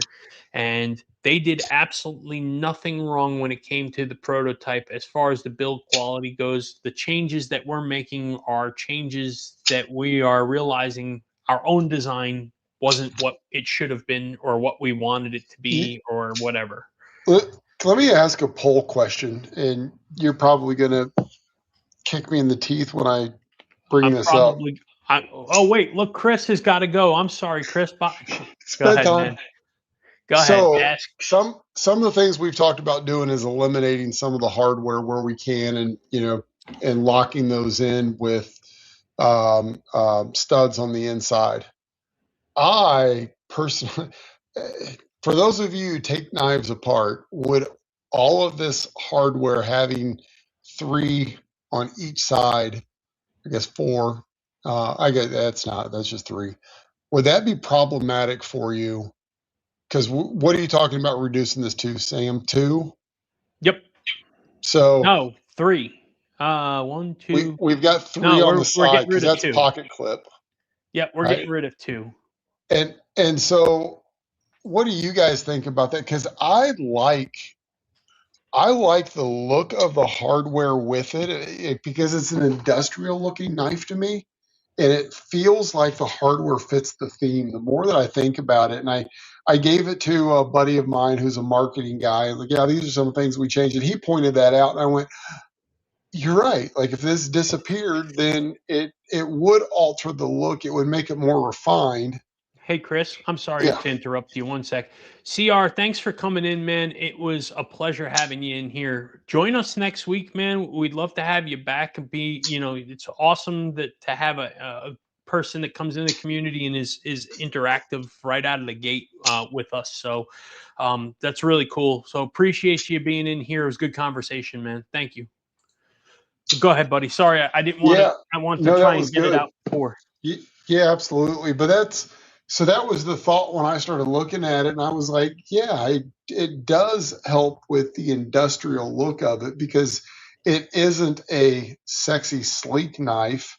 It's a good looking, it's a handsome knife. It's different, it's unique, and it's neat, but it looks industrial to me. Yeah. And the hardware seems to fit that industrial look. And so I want to see what everybody else thinks about that too. But My thought process, and I don't mind the additional screws. I don't mind the look of the additional screws. I don't necessarily think it matters that much. I think where my issue is you have created two more points where you can have a problem, yeah, right? So if you can make, I'll do this way. This right here is a screw that attaches to the stop pin. yep, Okay, you can put a barrel with two indents going into the inside of the scales and create the same exact thing here without having yep, to have visible screws. And then this screw right here, you can get rid of this and put a pass-through barrel that goes into both sides of the scales and inside the center of the back spacer without yep, being there. Then you have two screws back here. So you're going to have essentially that. yeah, Right. And so I don't mind. I like a cleaner knife. Okay. I don't mind this look, but I have a and, reason. I have a functional reason for why I don't want them there as well. yeah. And you know what? Reading what is up there, help with gadgets, which he takes it all apart. So and he's like, Yeah, I yeah, don't care. no. There are a handful of I don't care, and there's a I prefer less hardware, right? Mhm. So and less hardware wins the argument, right? Because the other's like it doesn't matter one way or the other.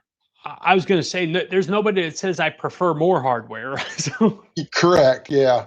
And like I said, it was just and again, the guy that I showed it to is not a knife guy. He's a marketing guy that I work with. He's a tool guy. He's very handy. Likes to build stuff, and so I put one in his hand, and we were talking about it, and then but again, he came to it from that industrial look, and when I brought it up, that's when he goes, it takes away. yeah. Yeah, and John, I mean, other than the Blurpinkle version, everything is going to match, right? So the DLC has DLC hardware. The Stonewash is going to have satin hardware on it. So it's really going to be like gray against gray, black against black, so on and so forth. Blurpinkle, you have a blue almost hardware through the pink scales because that's the underlaying color of the anodization on there. So What about the Timascus options? If we went that route, what does the hardware look like the for hardware Timascus kits? the hardware is going to be, so from that perspective, the hardware would be whatever the hardware was that came with it, right? Gotcha. So I don't know if they're doing something different with. no, I could I ask for it? Sure, but I don't know that. I don't necessarily think that Yeah, a hidden screw for a pocket clip and body screws that aren't facing the same direction that the backspacer is necessary to be, um, Timascus or whatever. But I mean, I guess we can think about it. I mean, if there's something there, we can think about ordering not matching hardware sets, but like if you say, hey man, let's look at blue. If you're going to do a Timascus set, let's get blue hardware with it. I mean, if we order 20 Tie it sets in, and then we yeah. order 20 sets of screws in blue, would it be a big deal? No, it wouldn't be a big No. deal. But, Yeah. you know, it is another thing. Yeah. Yep. Agreed. And QCing, you know, several hundred of them and boxing them and swapping out some of that hardware stuff could be, if we were to do it, could be very time consuming. And, you know, I know one of the things that we've talked about is, you know, Sam and I've talked before, you know, we're funding most of this out of pocket ourselves. So we're going to do we will have a faster than normal turnaround time on production is the plan, because we're going to go ahead and order and then do the pre-order. So it will reduce the turn time instead of waiting till the minimum is met and then using the money from the pre-order. So Chris, yeah, I want to half correct you. yeah, Okay. So we're going to open a pre-order for a period of 30 days before placing the order. Okay. So, and the reason why isn't because we're looking to gain the funding. It's because if pre-order hits, and I'm just throwing, I'm not saying this is going to happen, but let's just say in pre-order we sell 200. Well, then we're going to place an order for the 300 minimum order. But if we sell 400 in pre-order in pre-orders, then ordering 500 or 600 wouldn't be a stretch then, because then yeah, we'd be able to offer that after the fact. It's more about getting accurate numbers. I don't want to over order and spend money that is unnecessary and have to sit there and eat that money somewhere. And at the same time, I don't want to under order and screw over the people in the community that have been following us, that have been interested in this, that have been waiting for one of these things, and then we under order and not enough is there. So I want to kind of, that's the goal, but we're going to keep it short. 30 days pre-order, regardless of what that number is at the end of 30 days, the order goes in. Okay, that's it. 30 days, we're cutting it off, and we're placing an order. So yeah. just know that you see other knife companies that do pre-orders, and then they sit there and they extend them and they extend them and they keep them going because they need the funding in order to pay for the project. Yeah. Chris and I have funded the project at this point. We understand the funding needed for the project, so therefore we don't necessarily have to do a pre-order. We're doing it so that we can try and get as accurate as we can on our numbers so that nobody gets screwed, us included. Dragoon put something in there too. Don't put a dimple barrel on the stop pin because of dropping knives and things like that. Yeah, he's a plumber. Oh, okay. And so he's like, his video shows him using his knives on the job site, really nice knives. Yeah, he's a functional user. And so he's like, yeah, I want a tough one. Okay. So Dragoon, then my question is, so when, and this is my own fault, when I designed this knife, I did not account for an internal stop pin. So I had to put together an actual stop pin. That being said, would you say that a stop pin with an actual T8 screw on both sides that holds the barrel in place is going to be a better fit for us here? Is that what you're saying? We have to wait 3 minutes for a response. He's 3 minutes behind. All right, we'll wait 3 minutes. It's okay. But he would like to have blue screws for the blurple. So, oh, that's what they come with. So you're gonna be in luck there. So I know the lighting is pretty bad here, but if you go to our YouTube channel and look up the Gracchus full-length video. I did a full review of the Gracchus, and it's a much better 1080p or 4K video with a lot more clean ability to see the details of the knife there, and you'll be able to see a lot better the colorways and all that other kind of stuff. So where they dimple the edges of the bar and then use 2 stop pins to hold it in place, they have failed on me. I'm trying to think of what he's talking about here, man. Give us a knife model example so we can look it up if you don't mind. That would be helpful. I'm thinking of a captive barrel with a single screw is a great idea because the screws loose and it's easier to get it tightened. You don't have to worry about screws loosening individually. Yeah, which we are doing that on the pivot. It is just like it is captive with one screw on the pivot. Mm-hmm. Yeah. Yeah, absolutely. I've had no issues with that. I will say, the only thing I've had to do was there were like 1 or 2 models where I needed to do like a slight twist on them to just loosen them up because the action was just not as the same as the others, but they all came fairly Pretty tuned in. Yeah, they all came in very clean. acceptable. Yeah. Oh, think 2 D10 balls holding the pin at the no, hell no. No. Yeah, no. Dude, you don't have to worry about that.